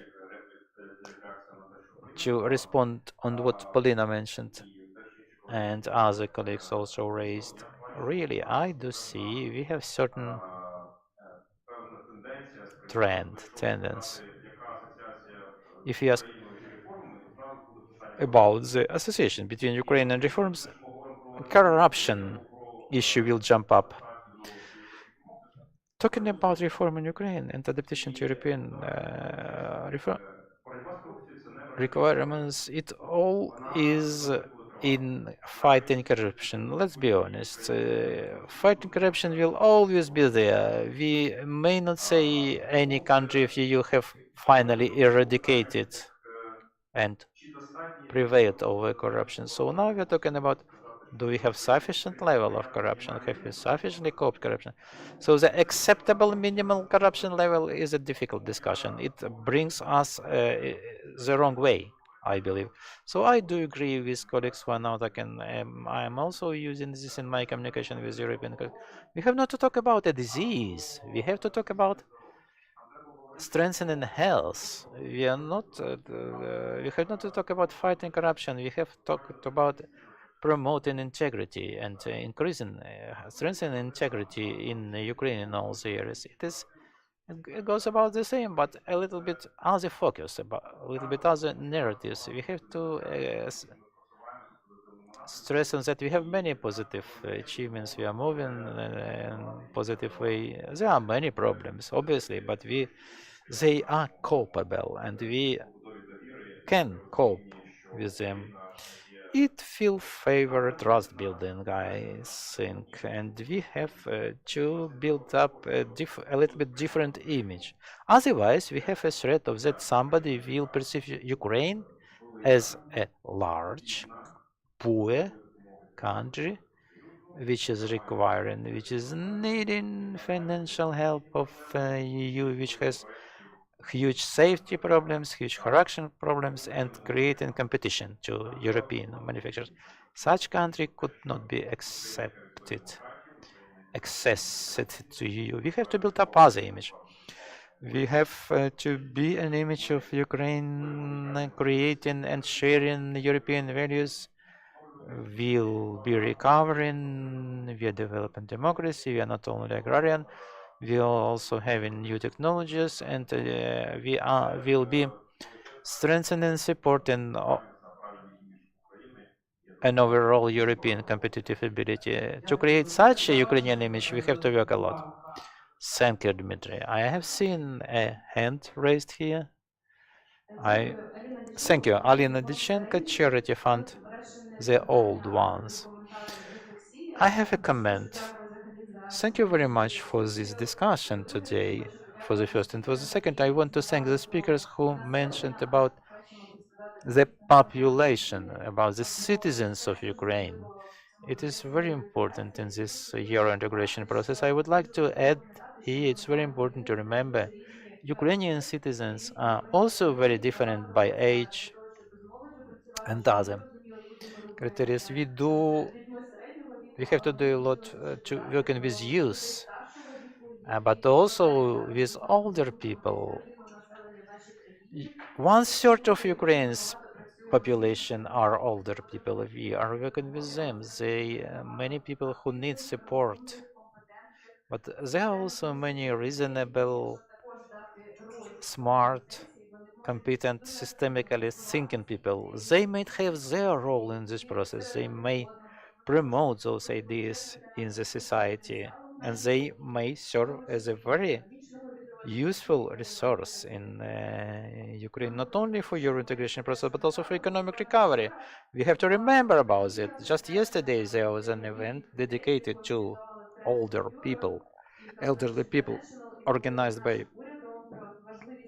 Transport Europe and other organizations. We were talking about participation of that population in your integrational process, among others. There is a huge experience in European countries how to engage that category of people into the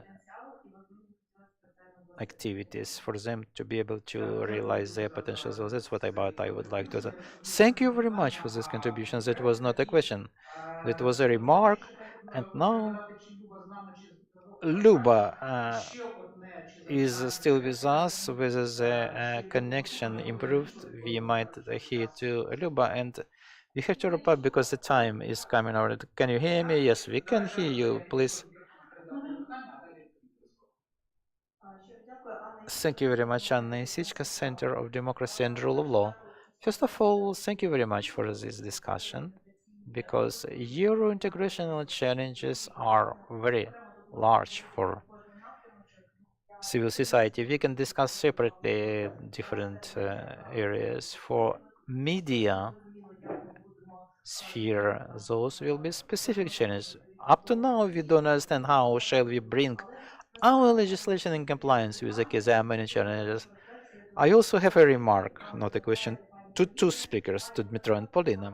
Dmitro, I'm resonating a lot with your messages. We do need to promote our image internationally as an well-doing, as an integrity actors focused on transparency and confirmation of our capability to act as honestly as in integrity and as possible regarding interaction with our international partners and Ukrainian stakeholders.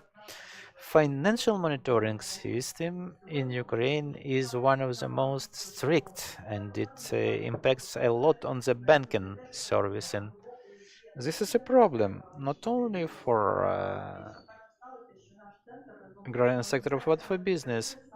Our sector is working on some unexpected and unplanned influences, impacts in the area of counteracting money laundering and terroristic incomes in this area, in the civil sector.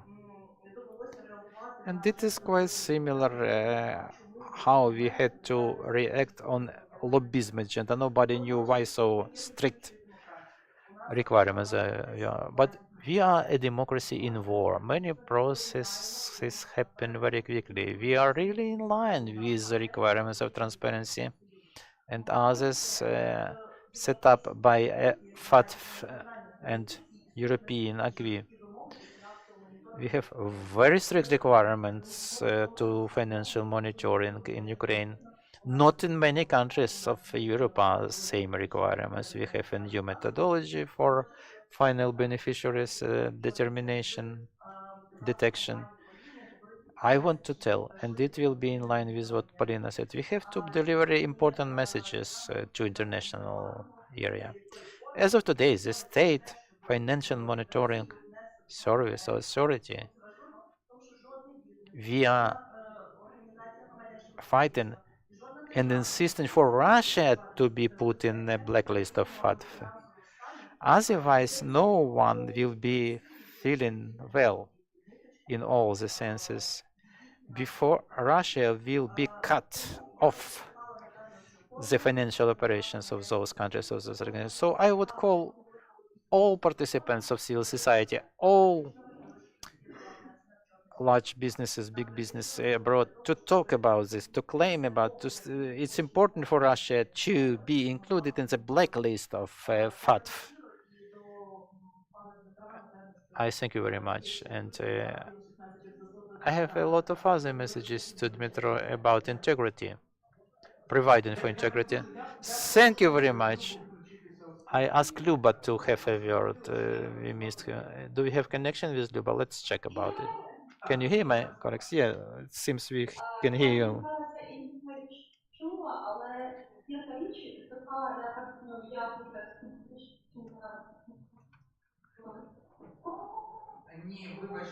Sorry, Luba, we have no good connection with you.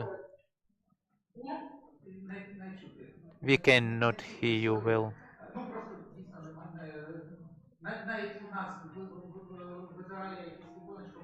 It says you have poor connection.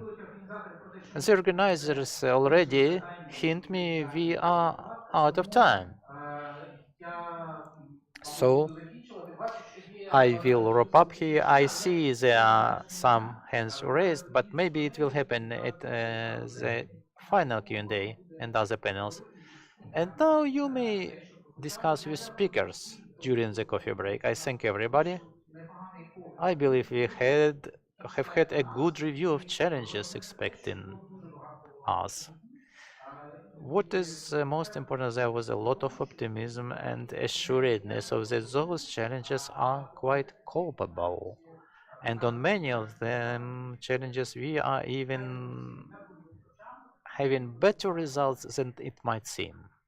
I thank everybody. I thank the speakers and the listeners.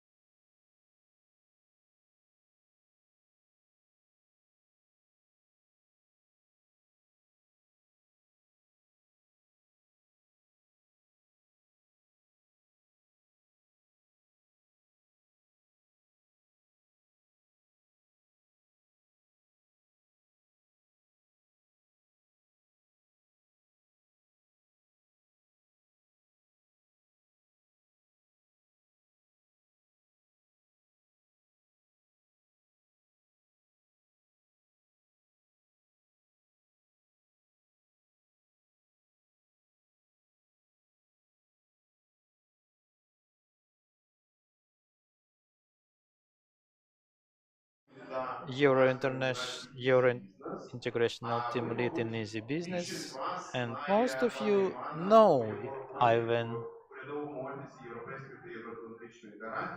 from his work in the Gardenville office on Euro Integration, being a deputy in 22-24.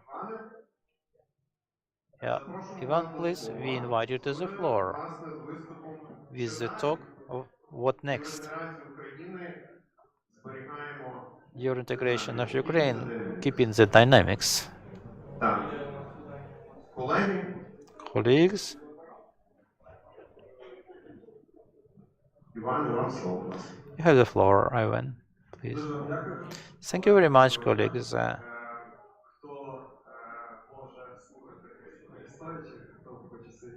You may listen to me sitting or standing. This topic is very important for me. And generally, the role of civil society in the negotiation process and the Euro integration of Ukraine is extraordinarily important from the point of view of how shall we move. And it will impact directly on the dynamics of our Euro integration. It was already mentioned by our colleagues in the panel discussion. I would like to note about few points, few examples, talking about what happened since the moment of Ukraine's application submission for EU membership. When it happened,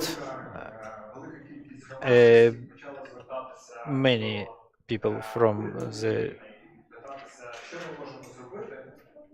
community, from the civil society, asked Ukrainian government, what can we do to help?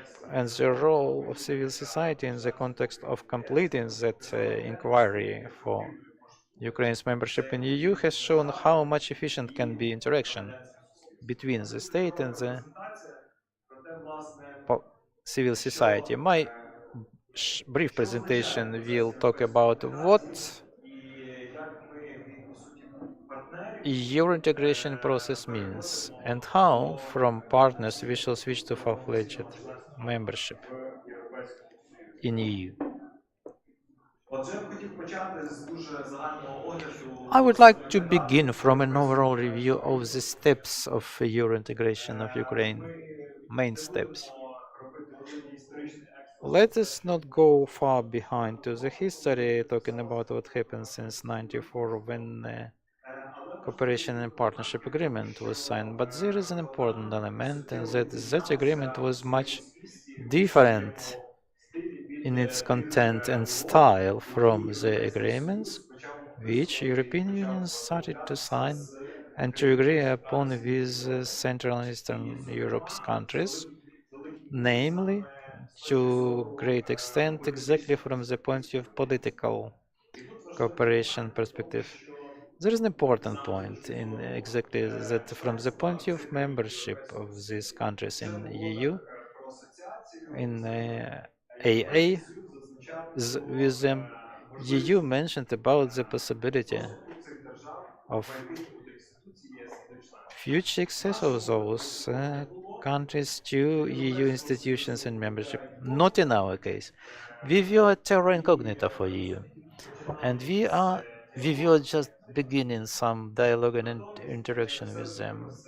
But everything changed in 2014 when, upon the results of negotiation and the Revolution of Dignity, we signed AA, which brought up a model of association integration, and it allowed to begin more active interaction with EU. The trade with EU was opened.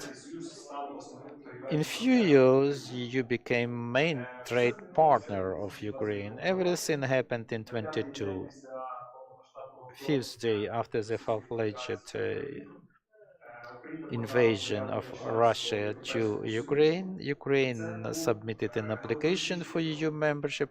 It was a geopolitical move. What I do mean? Obviously, European Union communicated with Ukraine frequently about that the full-fledged membership and discussion is not timely now, but exactly after the full-scale invasion, the first messages started to arrive on that we anyway can begin this discussion about membership of Ukraine in the European Union. As a result of this, and I want to notice of this active interaction with the civil society after completing that inquiry, which was a first formal step of Ukraine after the application submission, and this work allowed to get candidate status on the 23rd of June in 2022. If you look at other candidate countries, as a rule, between application and getting the status, a lot of time passed. In our case, it was less than 5 months. Talking about generally about what will happen now, such an overall picture of our Ukraine's EU accession, it will look as follows. Now the official screening takes place, which was mentioned by the colleagues from the government. What does it mean? It means that the European Union is studying the condition of how much Ukraine is close to EU acquis in all 35 chapters of negotiations. 34 chapters. Two chapters are quite different and require additional agreements. After that official screening, the European Commission will bring up their assessment on each of those 33 chapters. Within this dialogue, benchmarks will be set up regarding start of negotiation for each of those chapters, talking about the methodology of enlargement, talking about this 33 chapters. They are split into 6 clusters, and very important is what was mentioned by my colleagues also regarding the rule of law. It was mentioned that Ukraine will have to comply with a lot of, will have to conduct many reforms in this way, fighting corruption and providing for rule of law. We have to develop a relevant roadmap, and upon the execution of that roadmap, the dynamics of opening those 6 clusters will depend upon and closure of negotiation chapters. It is a very complex process which will require participation of civil society, including to help the government and to control the government about execution of those reforms complying with those criteria mentioned in all the negotiation chapters.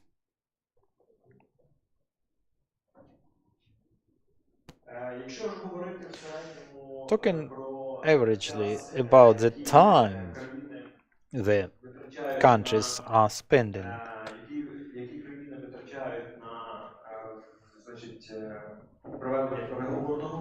for a negotiation process, and generally we have calculated it is not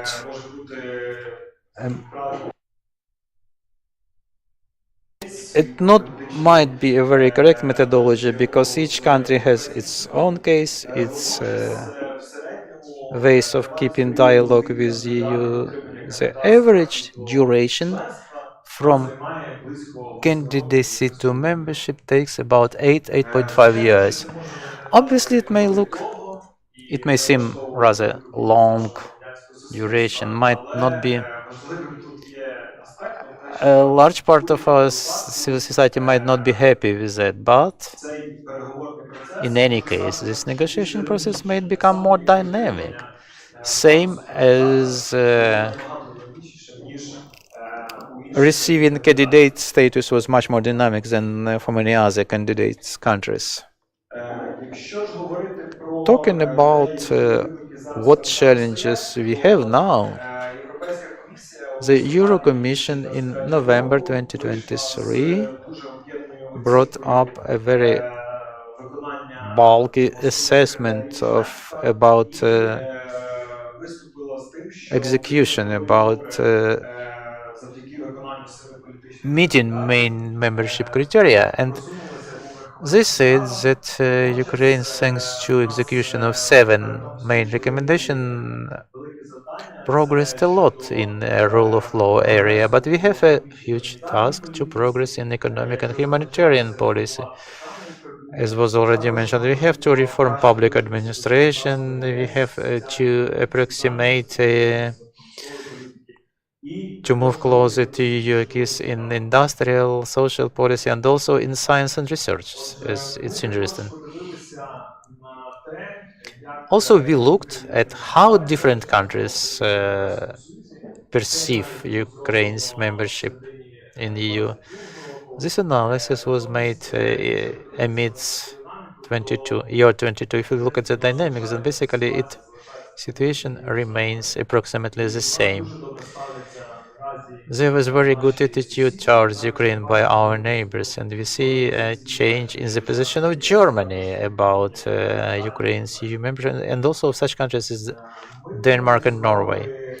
We have analyzed how the countries which accessed in 2004, 2007, 2013, Croatia, what challenges did they have during negotiation? And it's very important that we identified main of those challenges. Some of those challenges, for example, the territorial disputes, some of them economic aspects, but there are some important elements which basically help or may hinder negotiation process. There are following among them. Among the hinders we see that the speed of reform may slow down. The Western Balkans or other candidate countries may be considered by EU such as taking cue to EU membership, inacceptability of accelerated process, fast track, and the large part of classic European bureaucracy which likes very much to follow rules, doesn't like to change them. Dialogues are now ongoing on the future change of enlargement policy and its reforming. We have the possibility to have a dialogue with them as well. This is a discussion about an overall capacity of EU to accept new members. A lot of decisions are taking a long time because there should be a total consensus by all EU members, all EU countries. There are some challenges, but also specifics of EU. There's an alternative way problem for Ukraine. We may be imposed different elements of non-equal, non-full-fledged membership, etc. But Ukraine has to use these opportunities, but not to allow for political deterrence of negotiation process. There are also some problems with certain member countries about dialogue with our neighbors. Poland, we see the position of Hungary as well, and the need to lobbyism, to make lobbyism. It is also a part of problematic issues. The analysis we did shows that each of those countries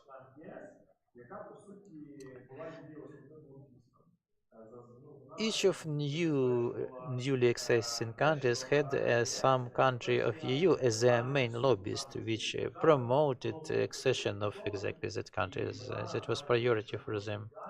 Even if not everything was ideal, they were advocating accession.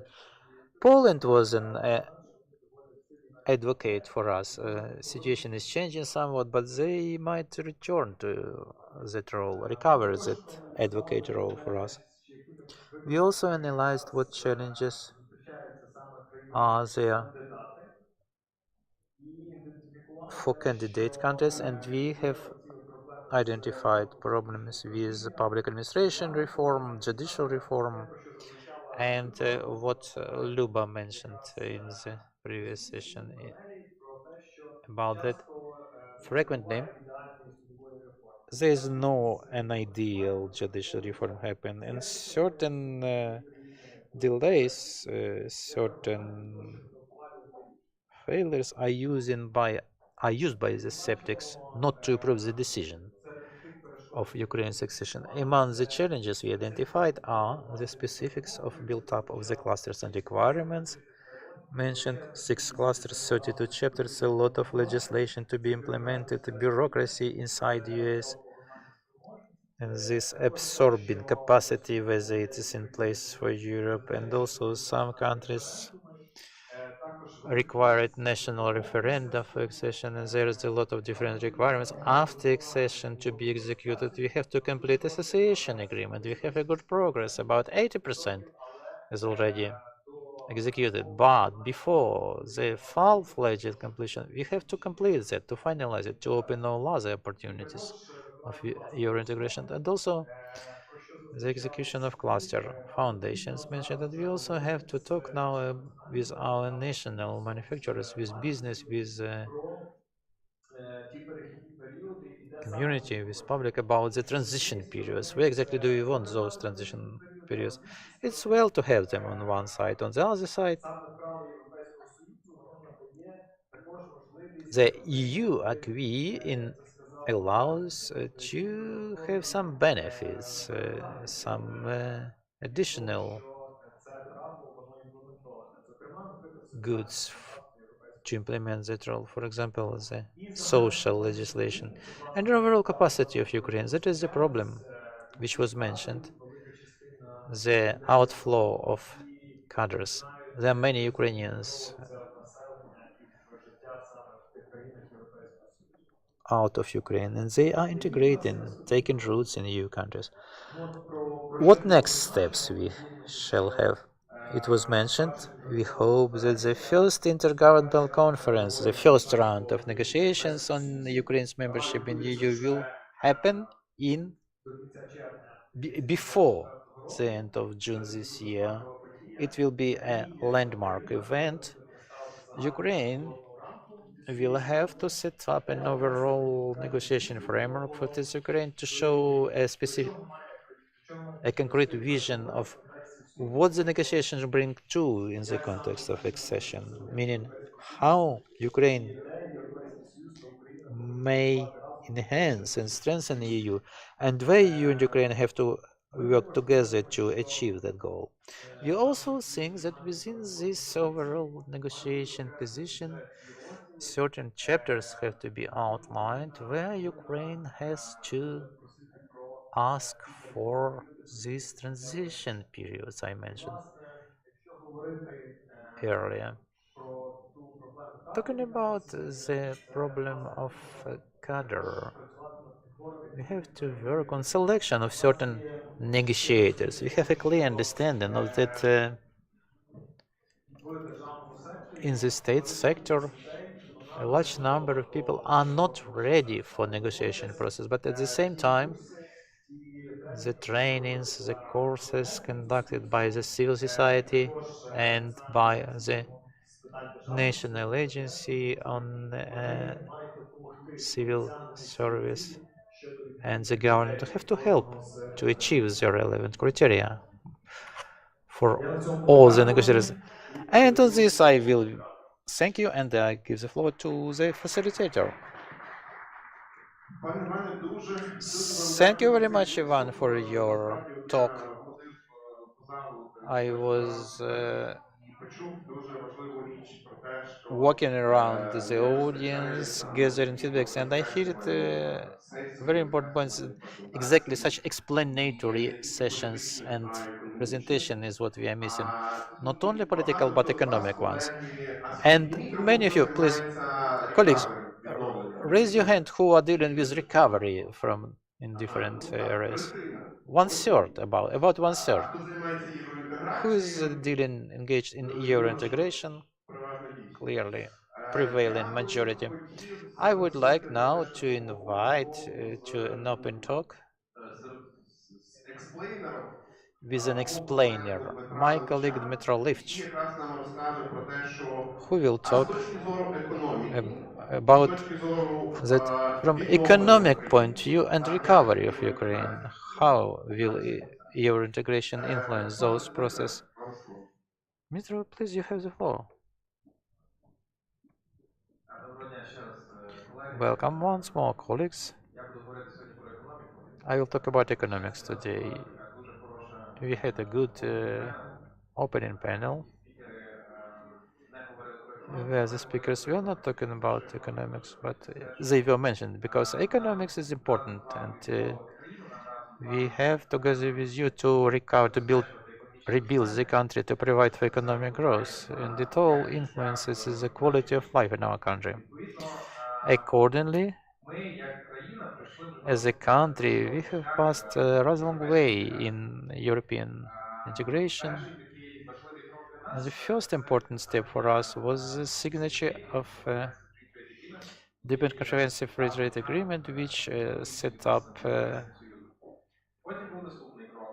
beginning of economic relationships with the European Union. Next step, candidacy status. Next step, economic and trade preferences. We are now expecting the most important step, full-fledged accession of Ukraine to EU, which will bring a number of economic benefits not only for Ukraine but for EU as well.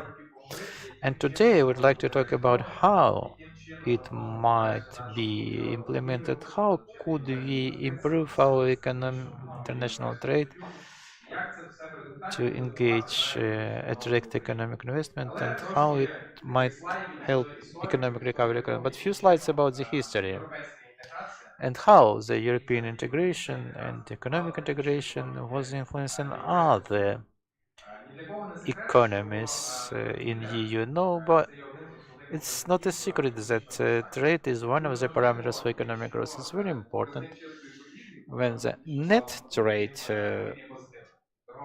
indicator in the gross product is positive and the balance is positive.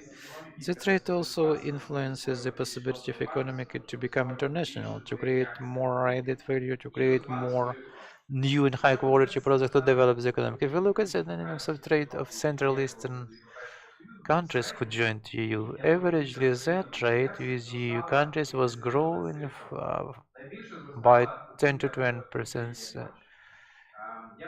The largest growth was in Poland. To remind you, in 90s, after beginning of Ukraine's independence, we have been in equal baseline conditions with such countries as Poland, Slovakia, Czech Republic, and other Central Eastern countries. But the dynamic was positive in the countries who joined EU and in Ukraine. It regards not only trade with EU countries, but also with third countries. Due to that, after EU accession, the image of the country is also improving. Perception of the country is improving. Quality standards improving. The country starts to trade more with other countries. So, with the drops and rises of EU economics, we see that the influence of global crisis was negative. War in Ukraine impact was negative. But anyway, it has positive dynamics. When you're talking about Euro integration dimension, what will be important, what will be a driver for a Ukraine's economy in the first steps, we have to understand that there exists to a European single market with its four main freedoms, freedom of movement of goods, human resources, etc. They will be for good. We already are joining the markets, we are actively trading, but it's all ahead. It's waiting for us ahead of us. Should be understood European integration is a bilateral process. Ukraine needs it, EU needs it. Because it will allow them for strategic success. More history. There are few global trends impacting the development of global economic system. First trend is liberalization of international trade, which resulted in that economic ties between countries of the world were enhanced. Then trade wars began in between democratic and non-democratic regimes. Then pandemics happened, which negatively impacted added value chains in the world and the global economic system. Due to that, the countries understood it might be worse to manufacture the products closer to final user, and those value chain destructions were rather active. And the last factor influencing us, full-scale invasion in 22, which also resulted in the unpredictable consequences. Talking about trade with EU economics was dependent upon trade with non-democratic regimes like aggressors country regimes, 7% of EU trade, China 21% on certain goods. The specific weight of Russia and China's trade might come to 60%. It's worth changing it to enhance strategic autonomy. This is a term which is evolved. It was used by Emmanuel Macron first and then it evolved. Strategic autonomy, it is what will allow to strengthen EU as an economic unity as first of all.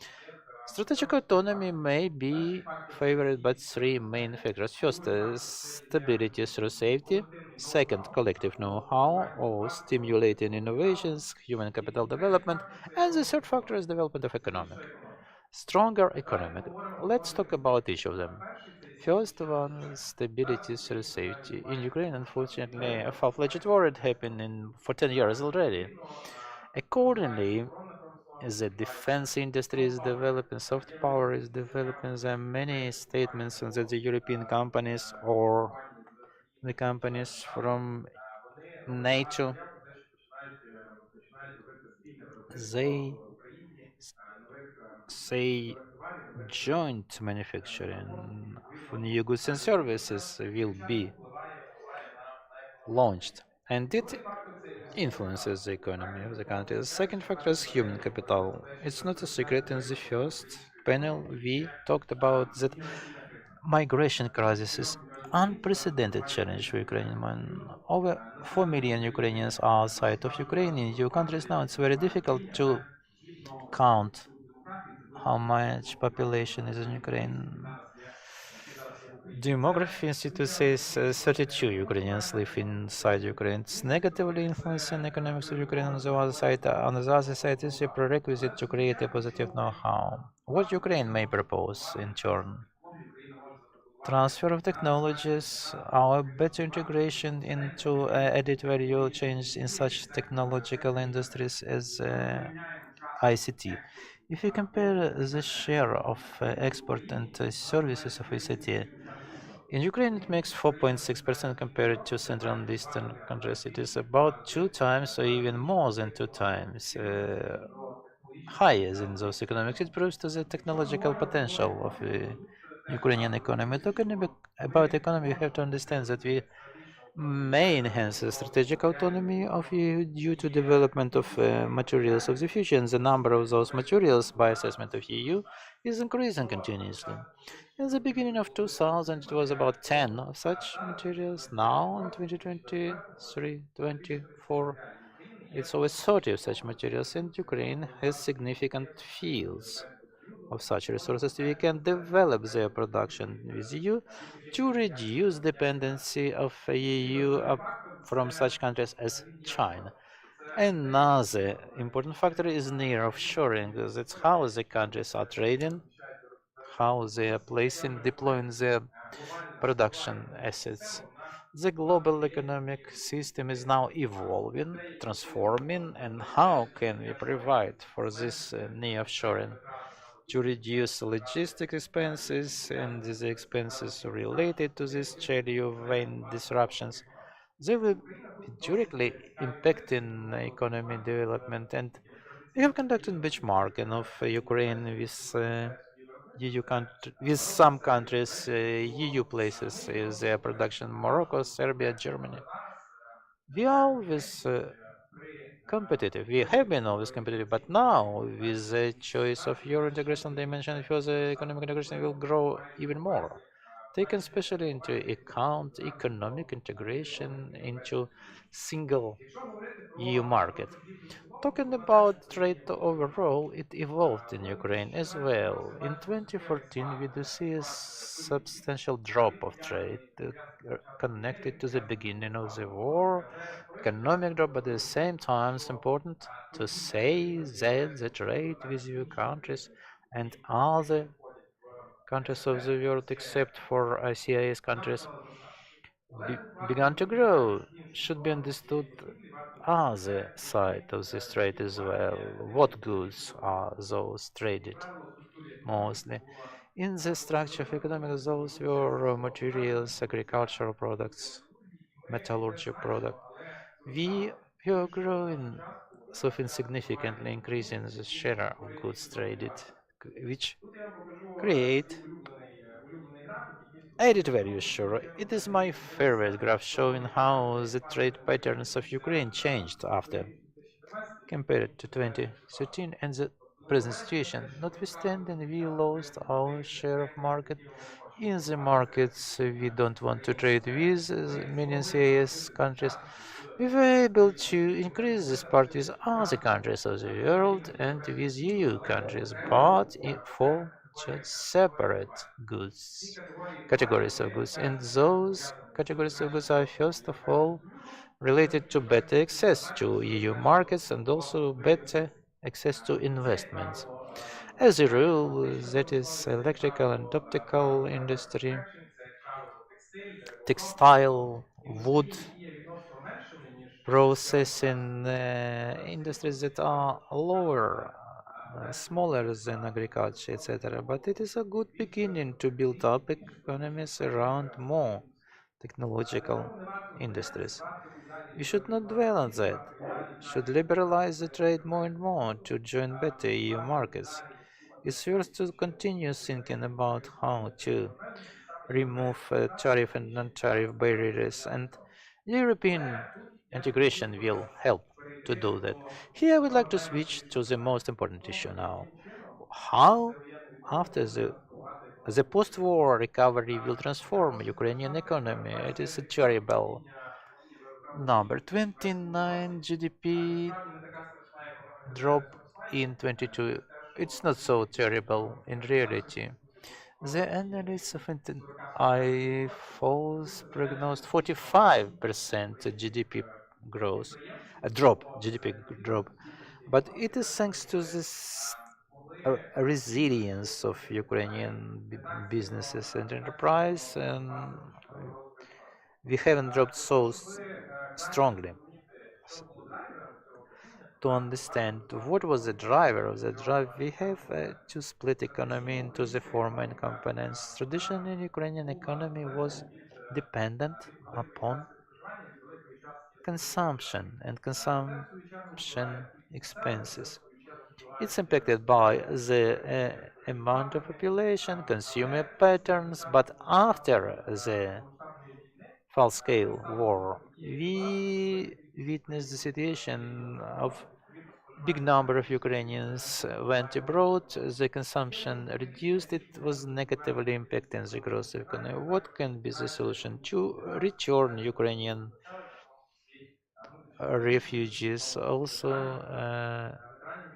using the IDPs and war veterans we may develop it, but it is not a basement of economic development.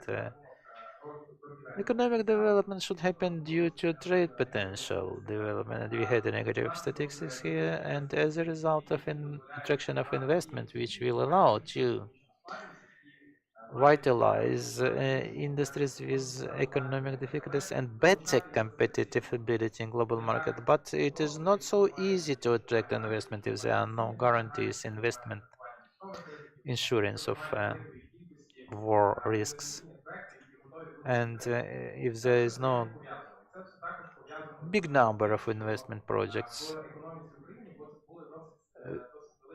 are ready to be supported, and there was a very large regional disbalance. And you can, if you look at the index of regional disparities, which is provided by OECD, we did this analysis. It's higher for Ukraine than in Central and Eastern Europe countries. It is about 3. In benchmark countries, it's about 1.5. Accordingly, the full-scale war impacted differently different regions of Ukraine. Should be also understood with further planning and economic integration.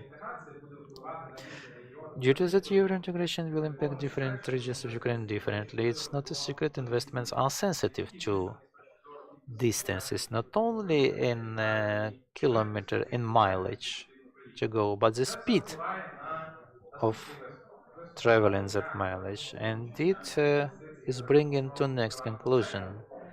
How is the expense of investments, attraction and development of private sector will be able to stimulate economic recovery and growth of Ukraine's important to indicate main points. Me and my team were looking into how the post-disaster recovery happens and about what's happening in about 30 countries who survived similar situation. Not such large scale, but anyway, some steps to be taken into account. As a rule, the recovery was beginning with a big number of grants and loan facilities, but you don't provide for private sector's growth in long-term perspective. This recovery will not be sustainable. Ukrainian economy in 30 years of independence was under-invested. Gross capital formation was about 50 billion. For Poland and Hungary, it was from 250 to 500 billion dollars. Investments going into secondary sectors, not into high value added sectors of economy. It has to be changed as well. Another important point that foreign direct FDI pre-war was $5 billion yearly, whilst migrants sent $15 billion yearly. This also has to be changed. We have to understand that investments have not stopped, and large international companies continue to invest into Ukraine, doesn't matter high war risks. These investments are coming into central or western Ukraine, except for investments into production facilities were created near large cities like Kiev. Big cities like Kiev. Investments are also related, connected to economic growth and integration into European market and trade potential. Should be noted here, to give an example, that the investments attracted for industry which may be then better integrated into the added value chains of EU are such as to allow to extrapolate this economic growth.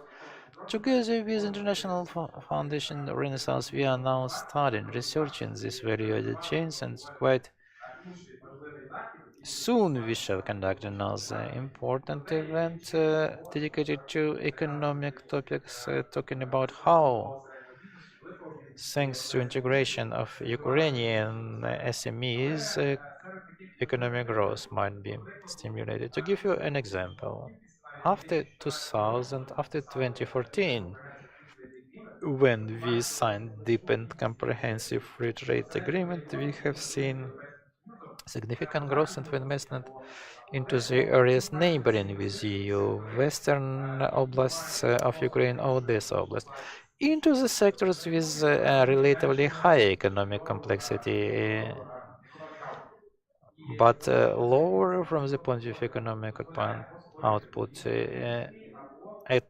Attraction of those investments allows to create new industries or develop already market present industries. So we have not to dwell, we have to work on such event, such phenomenon as economic geography. We have to understand better how, at the expense of smart specialization in the region, at the level of regions, how, at the expense of better analysis of how can we replace the products in the European markets, which are negatively impacted the strategic autonomy. I mean, to take place of the products supplied by non-democratic regimes.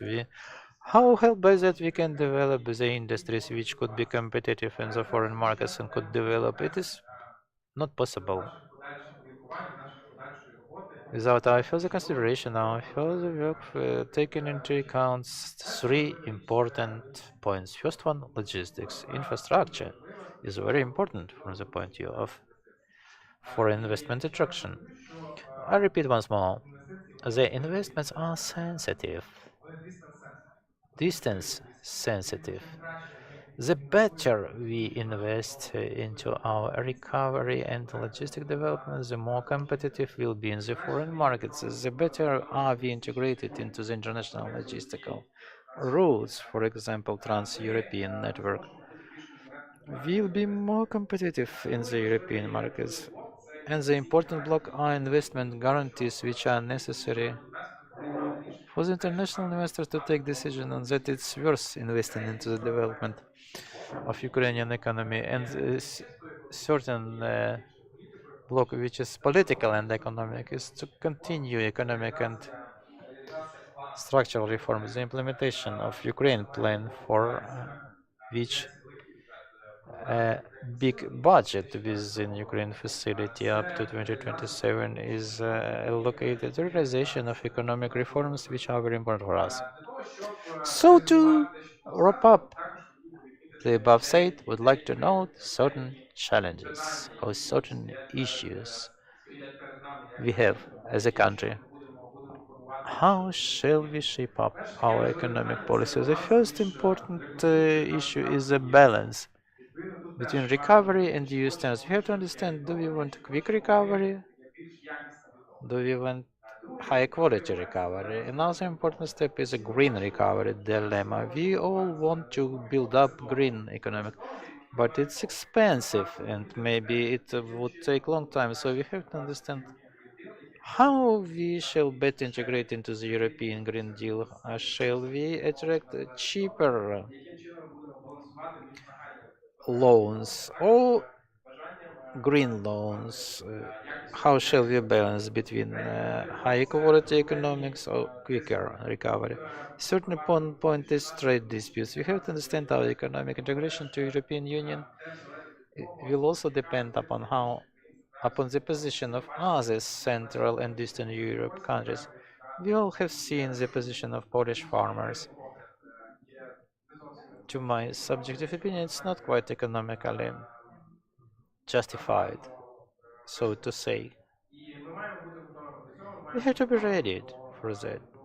We have to be ready for the negotiations and how shall we develop our trade and economic in Ukraine. The fourth block is regional disproportions. We have to understand how we may maximize the effect from foreign trade investments and help develop Ukrainian region. How can we develop this economic guarantee in such a way to really the economy would get a maximum from what we have to develop? And the last, the most important block to wrap up this is rule of law, private property protection, and the reforms necessary to provide for democratic and legal movement towards the EU, which will allow to build up all that economic system so that both Ukraine and EU would profiteer, would benefit from integration. And I'm convinced about that. In the events where we can talk not only about economic and legal integration, but also where we can talk about sectoral integration in agricultural sector and green transition and human capital entrepreneurship, reform of public administration. All those points are important. They are important both for democratic choice of the country in European integration and the economic integration, which will result in high quality and quick recovery of our economy. Here I will dwell and I'll thank everybody.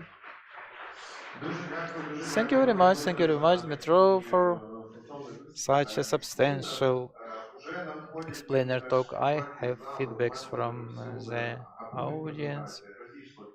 Will you send the presentation? Yes, we shall share the presentations. We'll send them to you. Also, there will be presentations on the workshop, so everything is okay. And I invite now, colleagues, we have, before the lunch, we have second panel discussion on economic impact of Euro integration on the development of Ukraine. Under the, we named it from pain points to quick development. It's my special pleasure we have both a representative of government of Ukraine and civil society think tanks and also representatives of business colleagues. I do invite now to the panel Taras Kachka, Deputy Minister of Economics of Ukraine and Trade Representative of Ukraine. I invite Gleb Vyslinsky, Executive Director of the Center of Economic Strategy. I do invite Olena Pavlenko, President of Dixie Group. And also I invite Dmitry Skornyakov, CEO of Harvest, and Dana Derevyanka, Executive Director of EBA. She will join us online. And now I'm giving the floor to Kirill Krivolov, the head of the Center for Economic Recovery, advisor of a PM of Ukraine. Thank you, Vasil. Welcome, everybody. I hope you have forces after such intensive presentations. I remind you that Euro integration in the European Union is first of all economic union. We pay great attention to political parts of it, but as a matter of fact, it goes about economics. And today we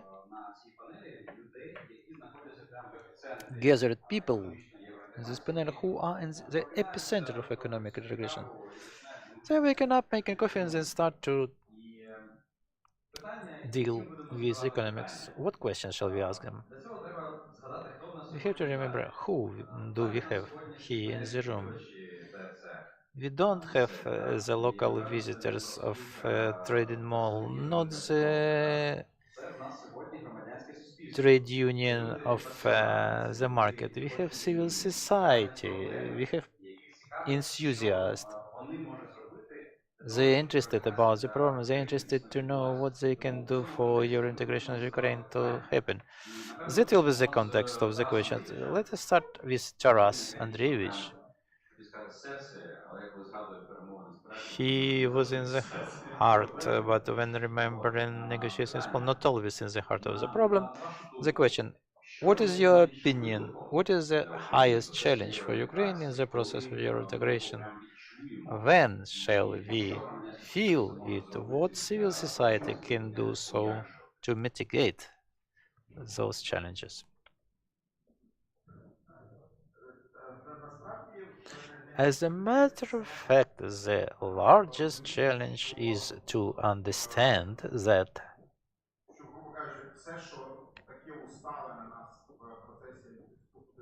everything that was kind of well established within EU accession is not what it looks. Negotiations are not negotiations. Really, it is like a session in the university. It's kind of a passing examination. Have you passed or not passed? Are you meeting or not meeting requirements? It's not classic negotiations about agreeing upon something. And plus the basic idea we are living already for 20 years with about that Ukraine's EU accession means accession to a market with 500 million consumers, trillions of euro capitalization, everything is beautiful. Same story with Polish, which was, I hope it is now better. It proves that it is not the matter of the future, because the main problem is Polish farmers, which was psychological, because they found out we already in EU. They were hoping we'll not come there for a long time. They built up such an invisible Chinese wall in the Polish-Ukrainian border before the war. And now, and now that all was passing not by maritime way, but by a Polish-Ukrainian border. And they have seen that Italy and Spain are living with Ukrainian grain, not with Polish, and that was a shock for them. And that is of anti-European, the paradigm, those psychological trainings, talking about personal borders, talking about don't rely upon us. Same way here. Nobody is waiting for us here, but in the trade sense, we are already there. So what for have we to integrate into the EU? And this is more like an invention of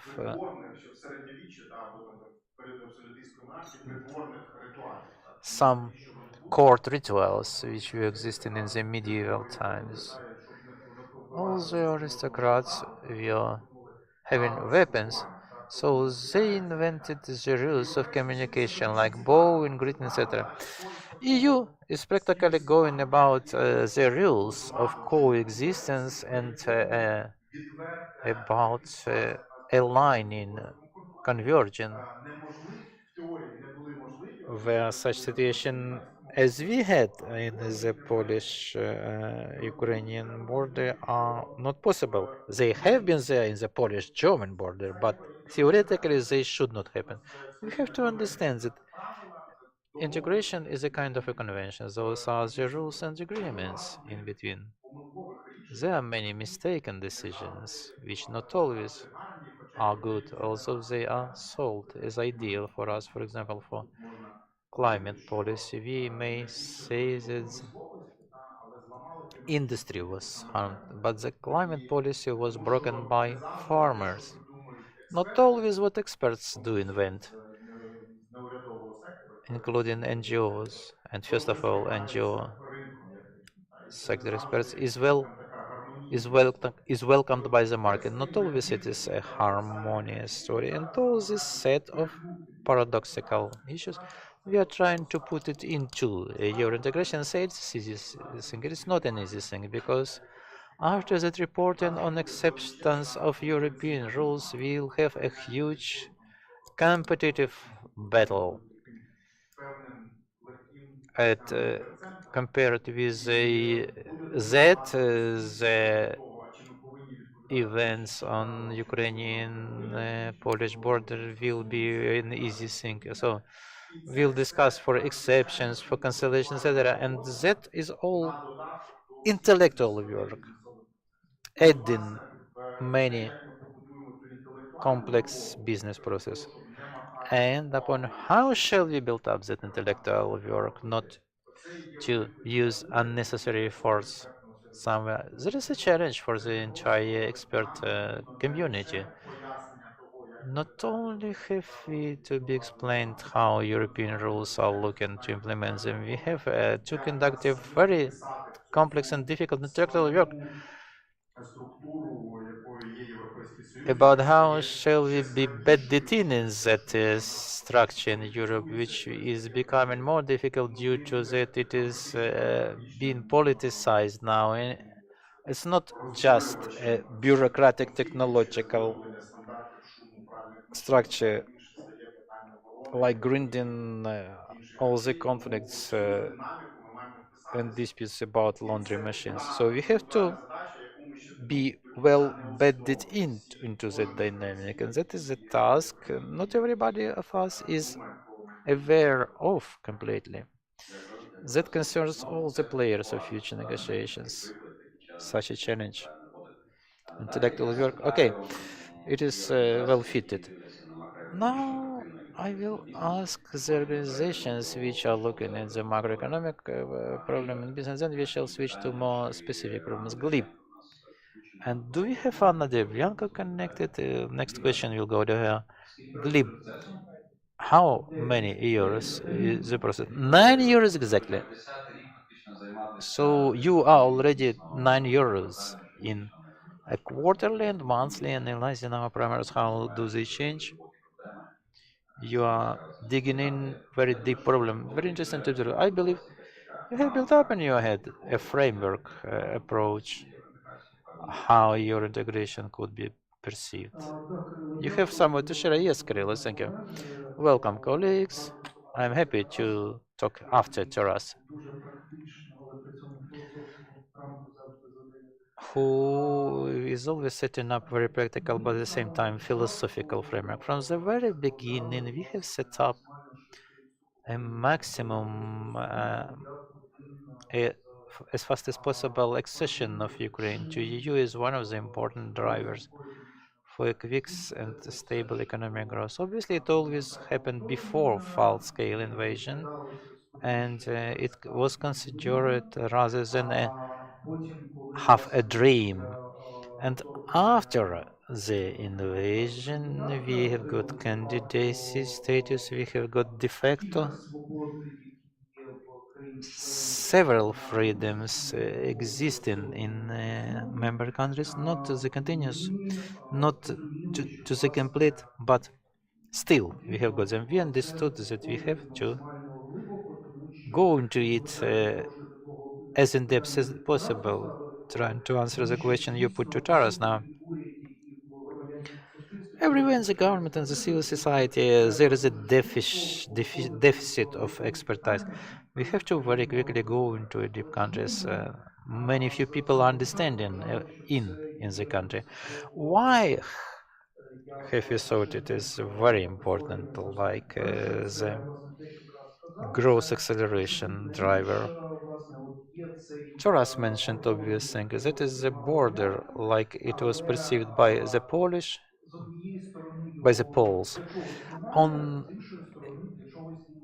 it is for something, it is not existing for some others. That is a physical border where there is custom and possibility to block, to stop something, and accordingly it results in that even in the markets where we have no formal restrictions, we are underusing our potential. For example, we could supply something being a component of added value chain creation, which would be profitable to supply through this custom border, but there is a delay, blockage on that.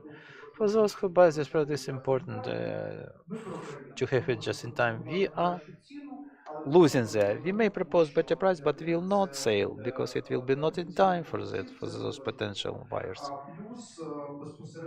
Also, talking about Taras is responsible in our government, talking about the opening of markets. Before the moment we would not access, before we shall get full-fledged membership, we shall have restrictions. Those restrictions will appear there, even those removed temporarily. It's the same. And here we consider the second element, which is very much needed by Ukraine. It is investment. Looking at the components of economic potential, we have problems with human capital, with physical assets. It existed even before the foundation because we had a very low share of investment into the GDP. After that, a part of physical assets were destroyed. It has to be recovered. To recover that physical assets and capital, to have a new high-tech physical capital, we have to have investments. And those high-tech investments, we need to increase labor efficiency, and it is a component of economic growth and attractiveness for human capital, because you may have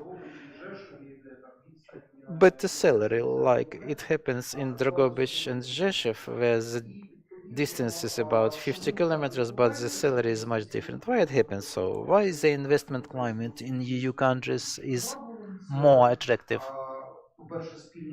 First of all, due to common rules, and for the second, free movement of goods. It means you by producing something in Ukraine, when Ukraine will become a full-fledged EU member, you try to work with these partners within free movement of goods, and you liked it, you bought a share of it, invested into it, and you installed new equipment there, etc. Accordingly, this rule of law, the fundamentals of what was is being discussed through the day, it is the protection of the right. And the last one, opening of free movement of labor, for Skrill announced about in his Center of Economic Recovery. On the Center of Economic Strategy, we are actively dealing with human capital. We are looking at it from the point of view of the refugees. The policy which might favor human capital development. We understand that the only way in the scenario of long war we are in is providing conditions for such a circular migration when people can return freely into Ukraine, leave from Ukraine, so to use better possibilities of employment which may arise in EU countries or in Ukraine, without being afraid that if they are now in EU as refugees, if they will come back to Ukraine, they will not be able to return to EU. As EU countries' experience proves too, it is a working mechanism, so people would return from Baltic, Poland, countries from Poland to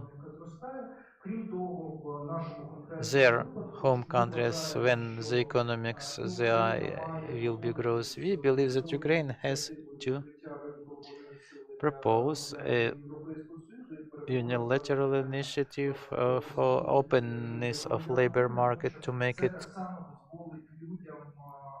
continuous regime for Ukraine. It will allow for Ukrainians abroad to use at the maximum their human capital without losing it. There is a very good research by the colleagues from American University, the Institute of Behavioral Economics. They have polled Ukrainians in Poland, and there is a graph which is very impressive for me. Notwithstanding we are working for 2 years already, it shows that Ukrainians in Poland do work on the jobs which require much less knowledge and skills. They are losing their human capital. They don't learn new technologies, new practices in their work. Same way we need this site wide opening for EU citizens, because we also have deficit of labor force. We have developed a detailed analysis and presented it. Even second-class Spanish engineers who may not find a job in Spain, we shall need them in the conditions of recovery and economic development of Ukraine. Thank you. Those are main three pillars. How do we see the positive influence of Euro integration potentially on the Ukrainian economy? Thank you. Thank you, Anna Derivenko. I don't know. We can see Anna on the screen. Are you with us, Anna? Sound check.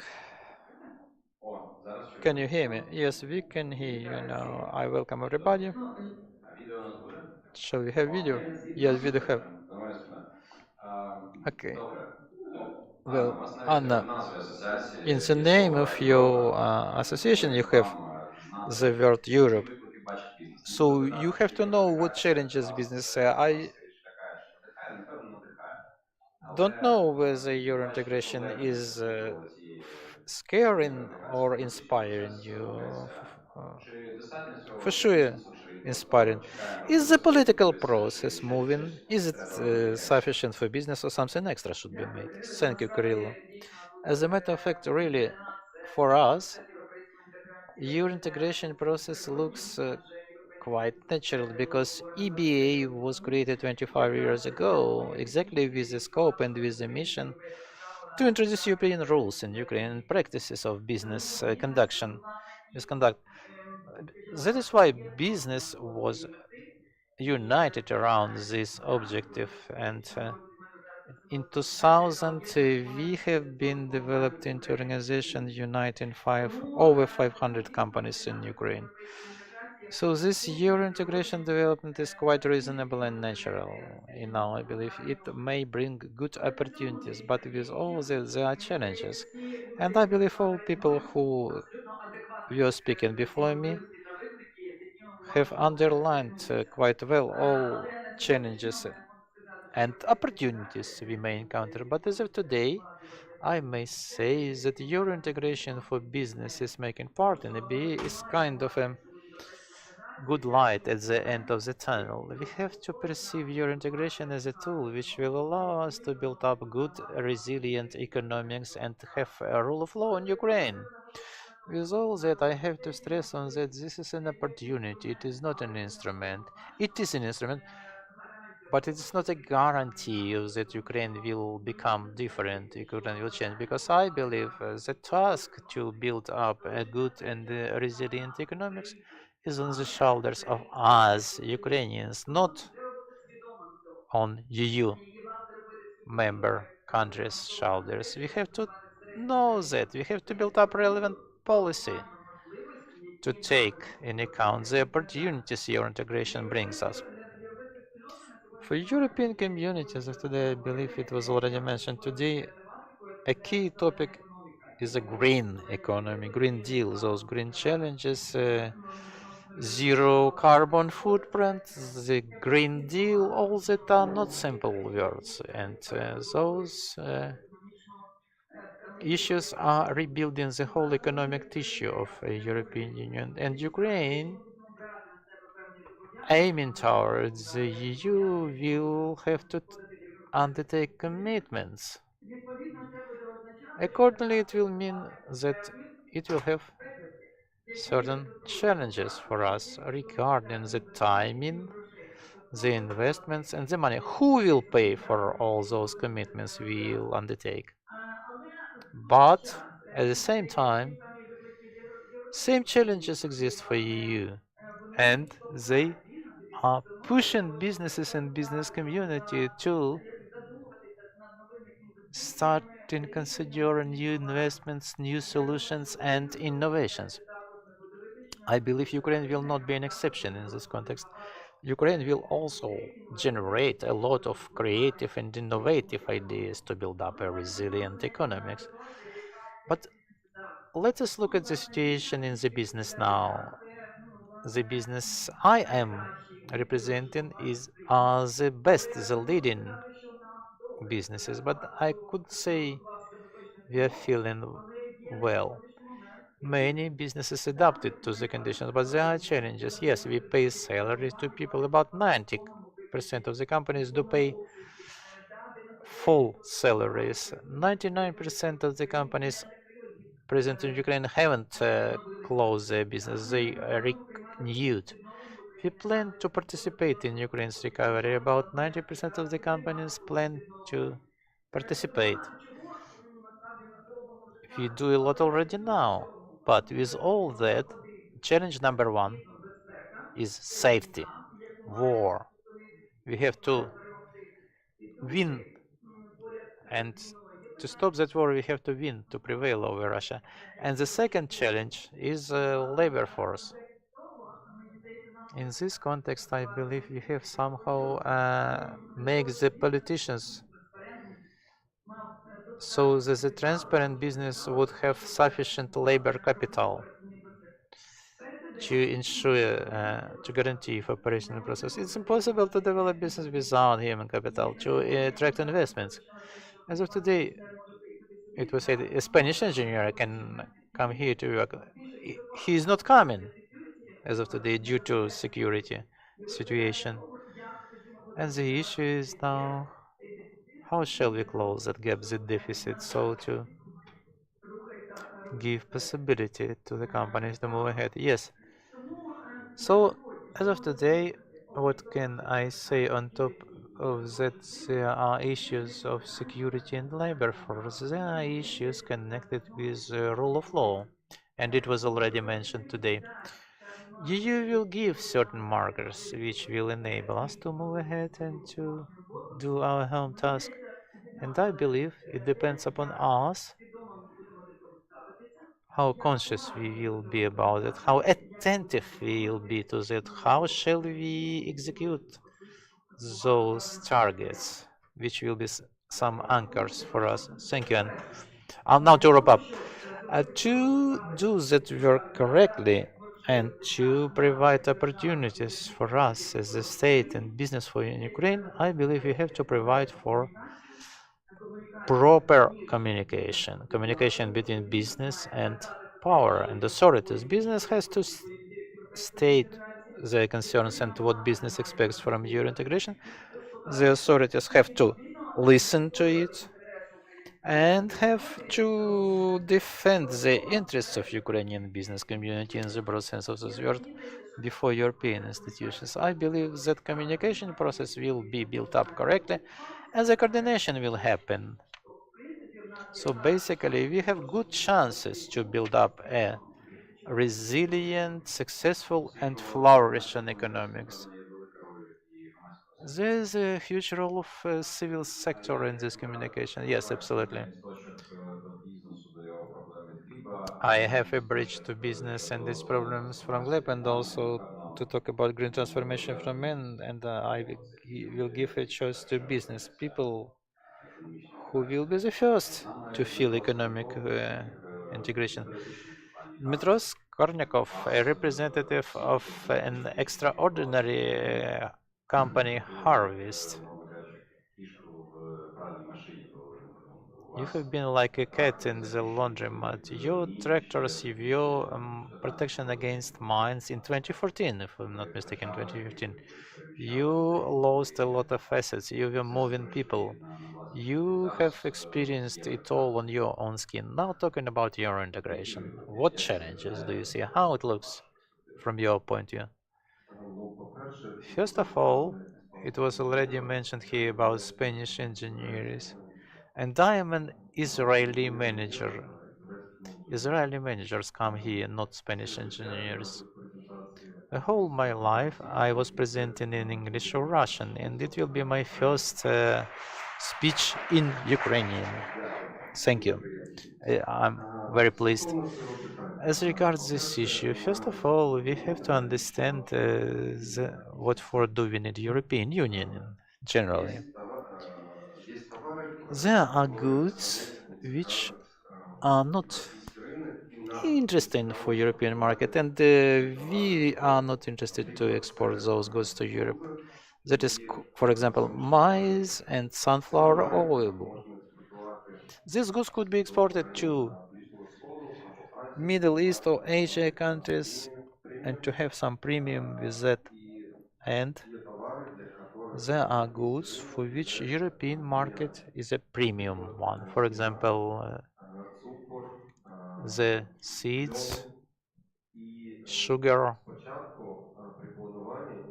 flax, and such companies as ours, we have to understand what market shall we export to these goods. I will give you example of our company.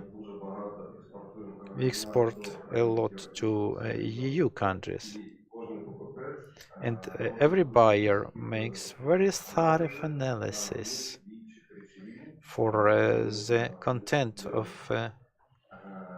active substances in the flax, because the substances we are using in Ukraine are prohibited in EU. And when we do export flax, we have a premium of about 10%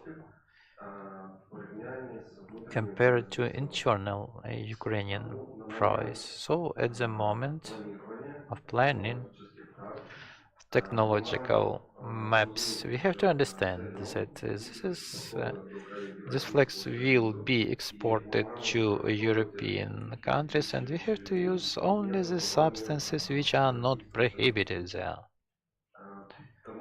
So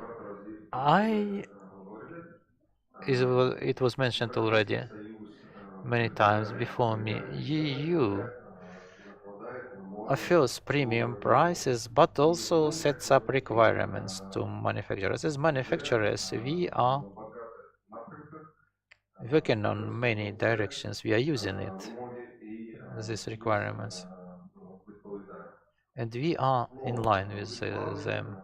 But it depends a lot about from the authorities. To give you an example, for the recent 2 years, Ukraine became a big exporter of maize seeds to EU countries. It's a big market. It goes about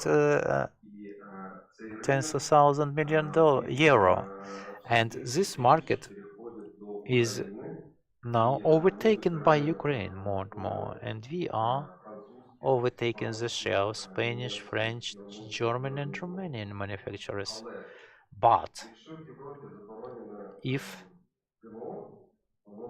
GMO is prohibited in Europe, it is prohibited. Nobody uses it. I am adherent of GMO for soya, but it has no sense for corn, for maize. But in Ukraine, it's prohibited. So farmers are very interesting people. They do use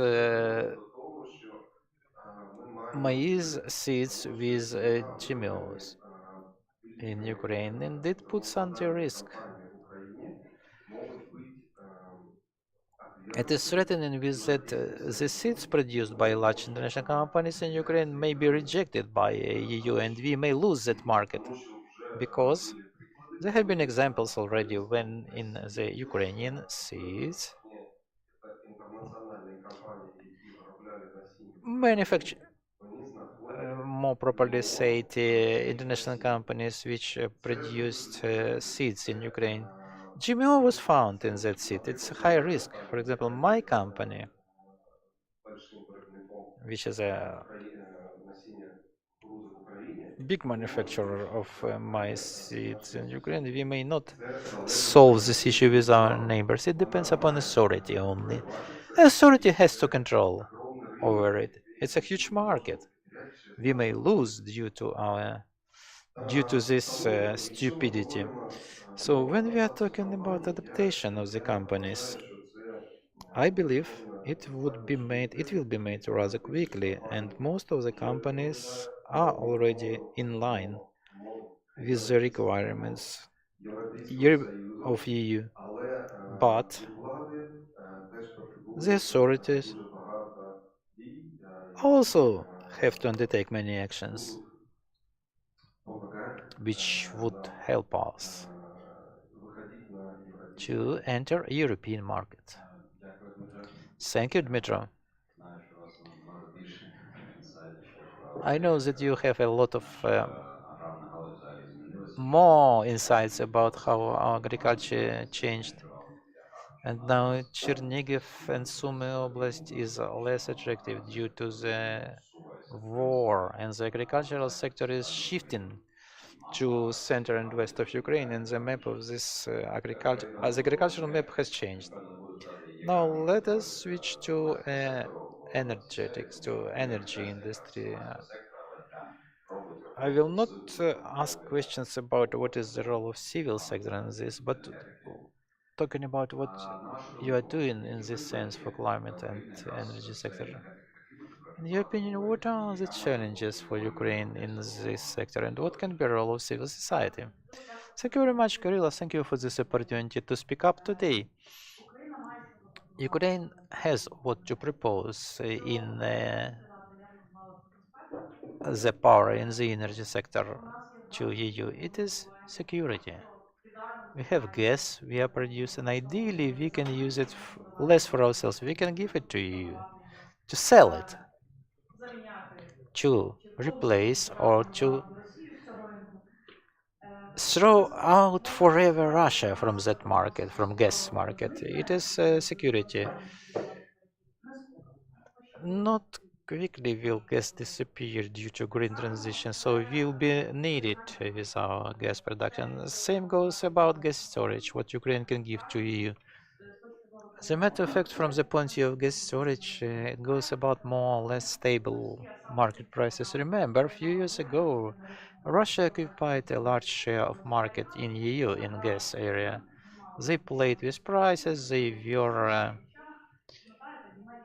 raising prices, and it harmed all the consumers. If you have relatives in Germany, there was a campaign for energy efficiency and reduction of consumption. Ukrainian gas storages will help EU same way to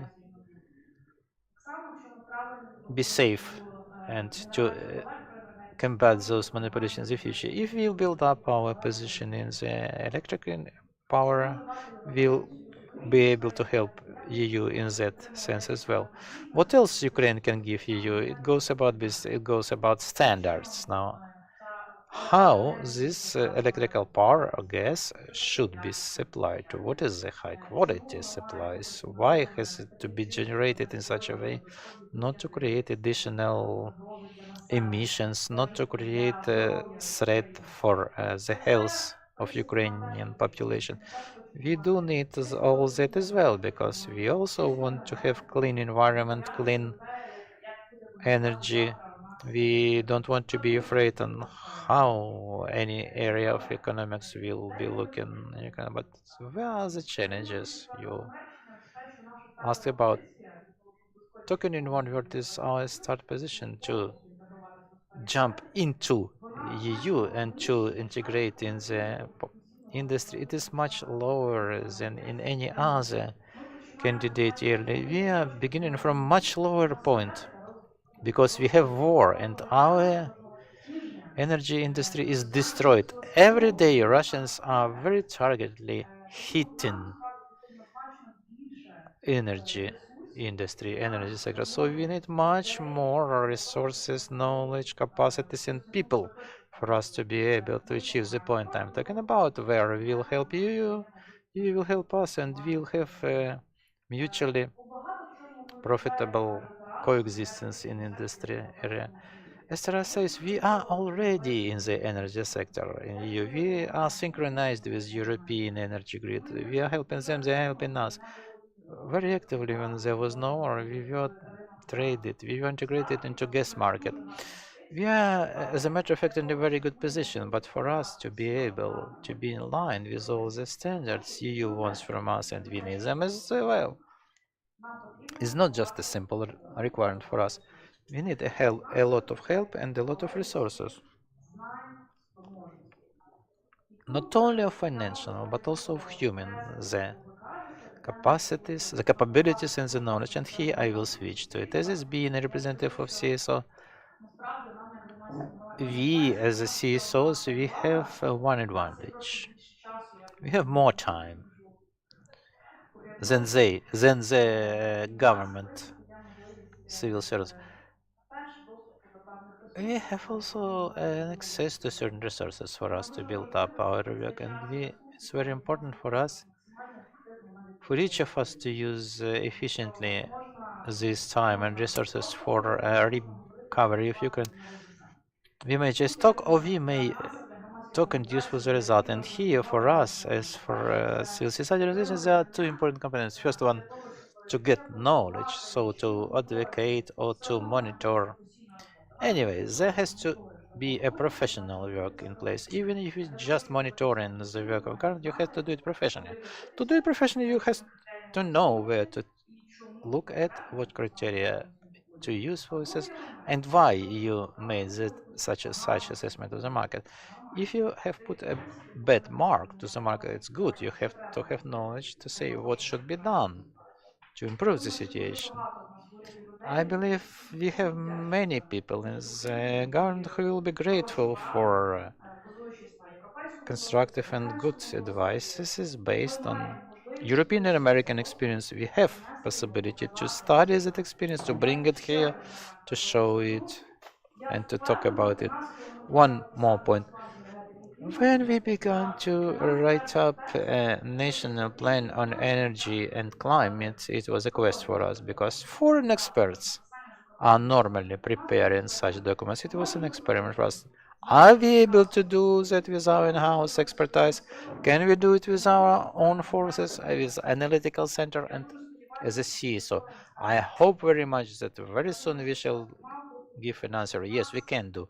And it could be a signal, a message for us. We have not to be afraid to write up strategies, to think about how to develop one or other energy sector, and also to think how to integrate correctly into European Union. We have this possibility to do it in-house. I will repeat what Anna said. Let's not wait for somebody to come and to write it instead of us. We have to do it ourselves. Couple of words about National Energy and Climate Plan. It defines very high targets for green recovery of Ukraine. Those targets haven't been invented for us. They have been determined by the government of Ukraine. We have just identified them and put them into a summary table. They are high, they are ambitious. They have to be achieved as soon as we shall adopt, shall approve that national plan. There will be sufficient work for everybody to achieve those goals, to understand how, or which policies and measures should be used to implement and to monitor all that, starting from reduction of emissions and reduction of consumption in whatever buildings, public buildings, municipal buildings, on private housing, and finishing with our energy security. Thank you. When preparing to this panel, I looked at the critical points of your integration. Even before fall, school innovation, I have seen some mention about institutional capacities. And now let's come back to Taras. I'd like to go more in depth in the role of non-NGOs. In the room, we have an author of the phrase that in Ukraine, civil society are not only watchdogs or enemies, but it's also do the job dogs, solving the problem dogs and so on. Taras, what is yours paying attention to for the international organizations providing support, international partners of the development? What is the functional of civil society should be used to add finances? Would be training, education, reform support offices. Where do you feel this is an additional gap? I just now remember about those who are 5 people in each industry who possess English at B plus level, be able to include them in negotiation. No, there are no such people. There are no confirmation of English knowledge. Maybe may I not ask this question as politician? This is an absolutely practical question. I want to say what I will say what I want to say. It's a correct approach because it's very boring to answer the question which was made. I would like to state 2 points. One is the response to what I hear it and why it is difficult to any government. Why it's difficult? Because in all those issues set up,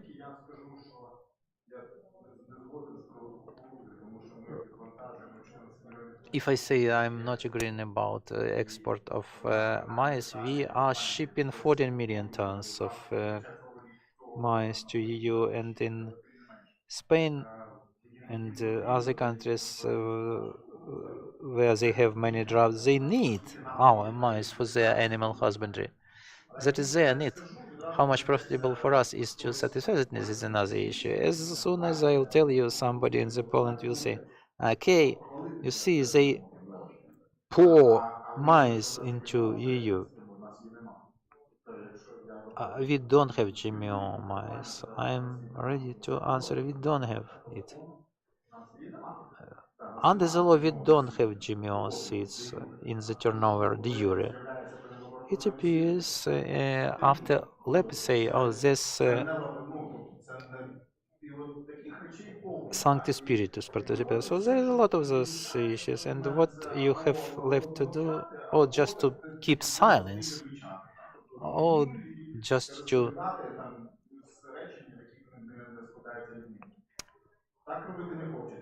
say in some lies. I wouldn't like to do that. And also, plus to all that, it's a very deep story in for any market. Talking about agriculture or energy, there's nothing easier than energy. You just switch on and there is light. You study in the school those electric power supply circuitries. And the easiest thing is to grow maize. You just put the seeds in the earth, but then you start to talk to an agronomist, to energy, to the power, and you understand it is space science. It's not easy to draw something like Braille does. So in very easy things we have very difficult scenarios. The simple success of energy market integration will take 15 years of a boring work to start and not to end. Even if you integrate, we say we integrated, but we didn't integrate. There are some overflows and they are continuously increasing, but the market coupling hasn't happened to the end, like they say in liturgy. The miracle happened, we are already market couple. There is no such point. So there's never-ending story. When we are talking about this export gap, it is also a point which really looks out technically. Can the Ministry of Economy take and delegate the preparation of the strategy Chuk Dixie Group. You say it was made already to a certain extent, but actually, yes. And here there is a story. There are two risks. First risk, a high risk. Not with that example, it is the most successful example, but with many other things when the strategy is made externally, that it will not work. It will be accepted, but it will not be efficient. It will not work. External strategy is a risk. And the second risk, if you are relying on external experts very much, they will drive everything. But in reality, the ministry has to put together all those scenarios and align them about which the businesses talk, the community interests, etc. And then the picture is very complicated. It may be explained, like Dmitro explained about it. There have been many slides in the presentation. It was very smart, but it was just a general framework. When you go into the details, then it becomes more interesting. But this story about how do you form this issue, it's very important because we are all integrated into EU finally. But if we'll even talk about these climate stories, we do have points, issues. Very frequently, we have a specific force Ukrainian way. There are two basic ways, Chinese way and the Ukrainian way. We want into Europe without applying European rules. Very frequently business say we want to do it in this way, and then talking about prohibited substances, plant protection substances, etc. We have a story with chlorine containing drugs. I know how to pronounce this word, but I don't know what it means. So these drugs are very efficient plant protection agents in the agriculture. They are not harming being residues in the grain foods, but they do harm when used. They produce headache in the people who live nearby, and this is a new thing in the trade. A few years ago, EU prohibited using those drugs, those plant protection products. And it was decided to make exception for Ukraine because the companies selling those products, they understood they have to sell it somewhere. If there is no market in EU, then Ukraine is a large market. If you give good price, the farmers say will not survive without that. We need those products, etc. But then it was found out that yeah, you can go on. Ukraine hasn't prohibited the prohibition regarded only the residuals, not the use of them. And it now turns out Ukraine cannot come to. So have we to listen to the government? Have we to say the business, you will have that problem in 2 years? And that regards different companies in different situations. Talking about GMOs once again. And when we all NGOs, those non-governmental organizations, they say, "Oh, you are all stupid. You have to do this in this way or in some other way." And this identification of the discourse is very important story. They will say it's not your expertise. It goes about legitimate interests of somebody. In this way, government is not such to set up an issue. I will be rely on Grip and will on somebody else. And I know exactly everything will be beautiful. But you have to always to understand that the task of the government is to engage is at a maximum, but it has to be combined, mixed very specifically to remote development of economics. It sounds very in a very abstract and philosophical way, but it might be really very universal explanation of the why there is not an engagement of all experts. The experts can see it very different kind of knowledge that may then grow to very different fruits. So it depends upon what we do bring into the discussion. It's very important to come back to the very basic issues. Very frequently we perceive EU like by default. It has to be by 100% so. Without taking into account that there are certain exceptions, not always all the rules are applied, not always all the strategies are achieved. So your help is necessary and it is existing. We are always cooperating, and I have you in all the chats in my phone, and this integration is happening and helps us a lot. But we have to also be self-critical about ourselves in the sense of what we are taking and what, and we have to talk openly about this, because the worst situation when a business comes and says you say him no, an expert comes, you say him no, and everybody believes you are crazy or you have some selfish interest. So you have to explain, to communicate why you do say no or yes to something. It helps you to survive. And to wrap up, an example with polls. Thanks to that continuous communication, talking we have, it is a democracy of in the knowledge is present. You cannot say and prohibit everything. Since Yanukovych time,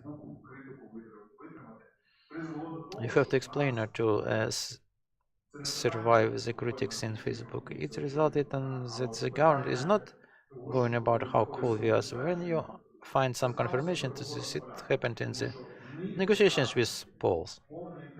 They have complete integration into the European agricultural policy. It resulted in that the national Polish Ministry of Agriculture hadn't understood. Sometimes they have at all not understood how the internal market working. Vice versa, what saved, what rescued Ukraine, we know how markets work. Maybe you don't have money, you don't have regulatory impact influence, but at least you know people who are standing behind that, and you can explain why that was their market behavior, not the different one. It allows us to reject the requirements set up by Poles, explaining them that in reality it's not true. The market works such and such way, in your market it helps in this and this way, and they were surprised to see, yeah, it really happens so in our market. So that mechanism of gluing up, that was our discussion. It allows us to be much more dynamic in explanation. Thank you. To continue those topics, now the question to grip. You are working a lot as a think tank with Ukrainian government and cooperating, and you work with European think tanks as well, with Belgian, German, American. And the question, how the Euro integration may change our civil sector? Do you have a hypothesis? What would be your advice? A good question. We were trying to broaden that cooperation based upon what I said in the first speech, to understand better how it works in the European Union. Very practical question in the sphere of our interests and competences, the macro-financial stability, currently budget financing by EU. Now start to understand about the 7-year cycle and how amendments could be put in the budget, what the decision-taking mechanism, and as a matter of fact, this cooperation is important because they do have that expertise. But it's one side. Other side, I look at Teresa in Chatham House, unfortunately. It is not a research center of European countries. Democracy. Democracy. Risa is right. But we understand also that when we are working with strong research centers, this week it was going about confiscation of Russian assets, a very strong event with high resonance in the media as well. There were questions discussed, issues discussed, very important for Ukraine. They are very much enhanced when they are discussed with participation of experts and with expert explanation of strong research centers from other countries. What is less regarding Chatham House, but we see it more often in the continental Europe. The topics are different.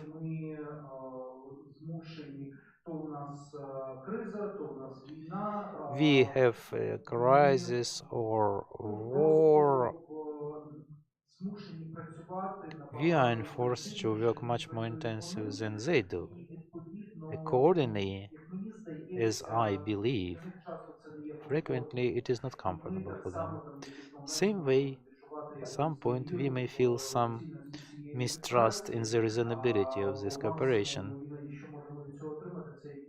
A maximum of what we can get from that some money. It was my main question. Is there any gap in between our expert environment and the European? Thank you very much. I want to say that Ukrainian civil society may teach a lot the European civil society because we are combining many functions.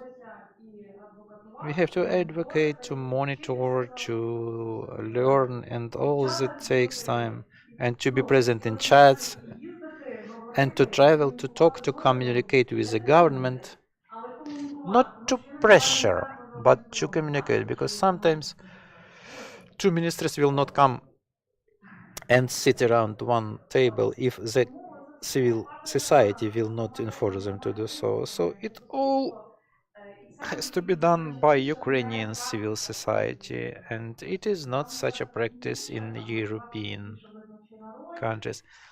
Situation is much more quiet there. They have a defined role. They had an observation policy. They have less analytical work.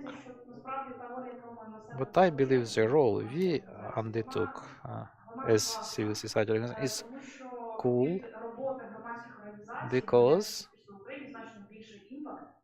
there is much larger impact from the work of civil society sector in Ukraine than same work of civil society in EU. I believe that is explained by that the role of institutions there is much stronger, they prevail there.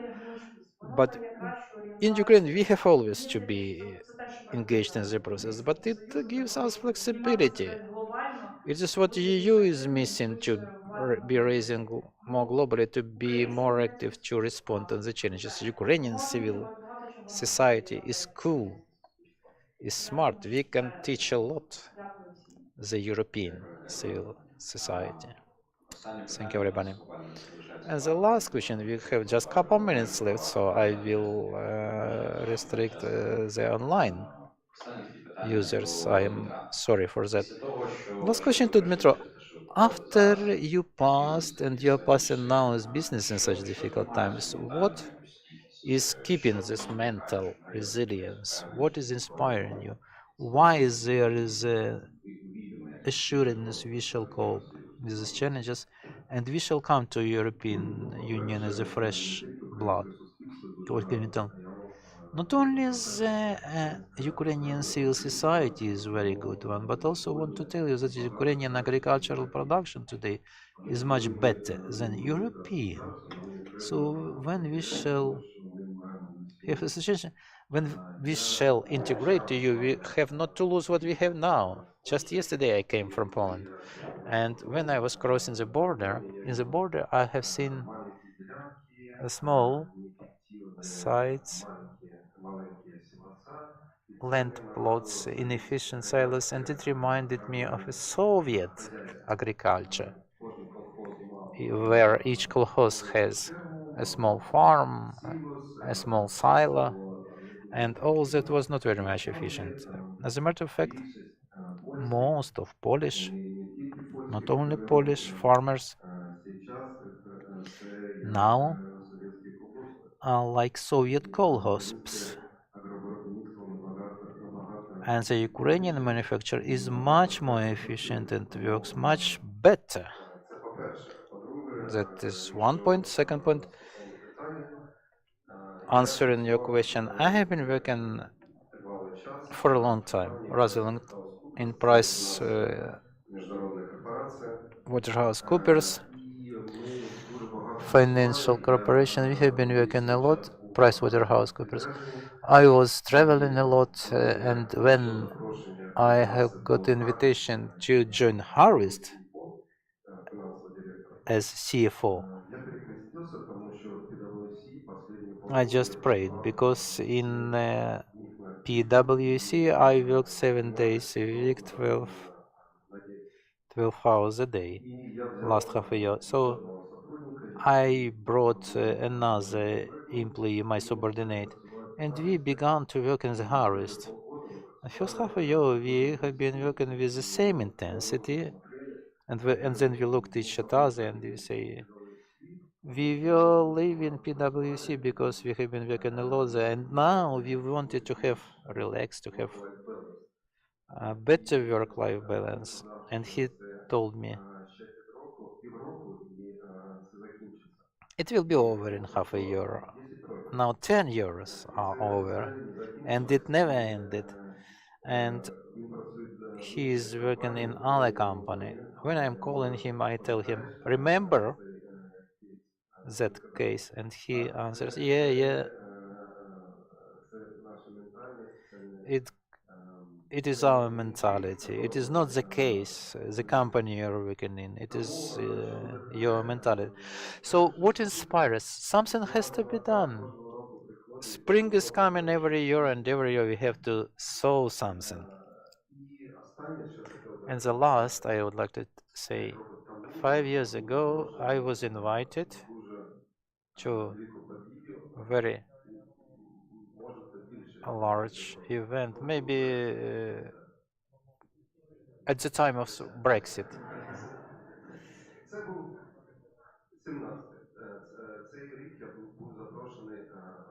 In 2017, I was invited by a British farmers organization. I was speaking in Buckingham Palace.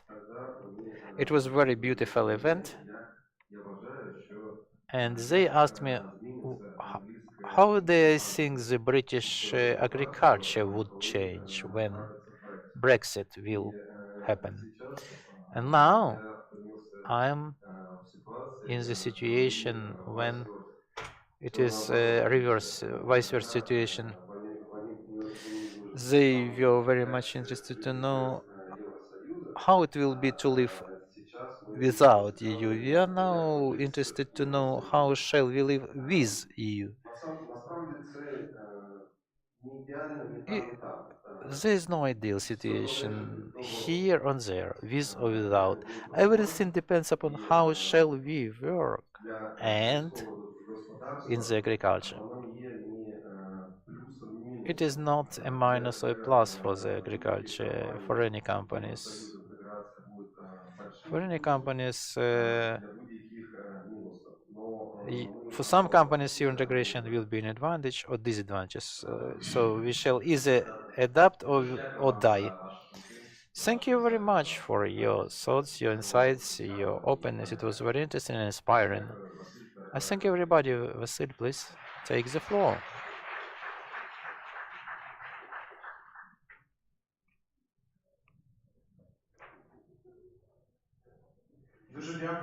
Thank you very much, Kirill and colleagues. I have two news for you. First one is that we want very much not just to run away or so you can use QR code. You will see there is a draft statement of a EuroSummit, and I call everybody to go there and to read. And the second is we have lunch, finally. Finally we have a lunch. We invite everybody to the large hall to taste something. And we shall continue at 2:45. We shall have open talk here, and at 3 or 5 p.m. we shall split into workshops.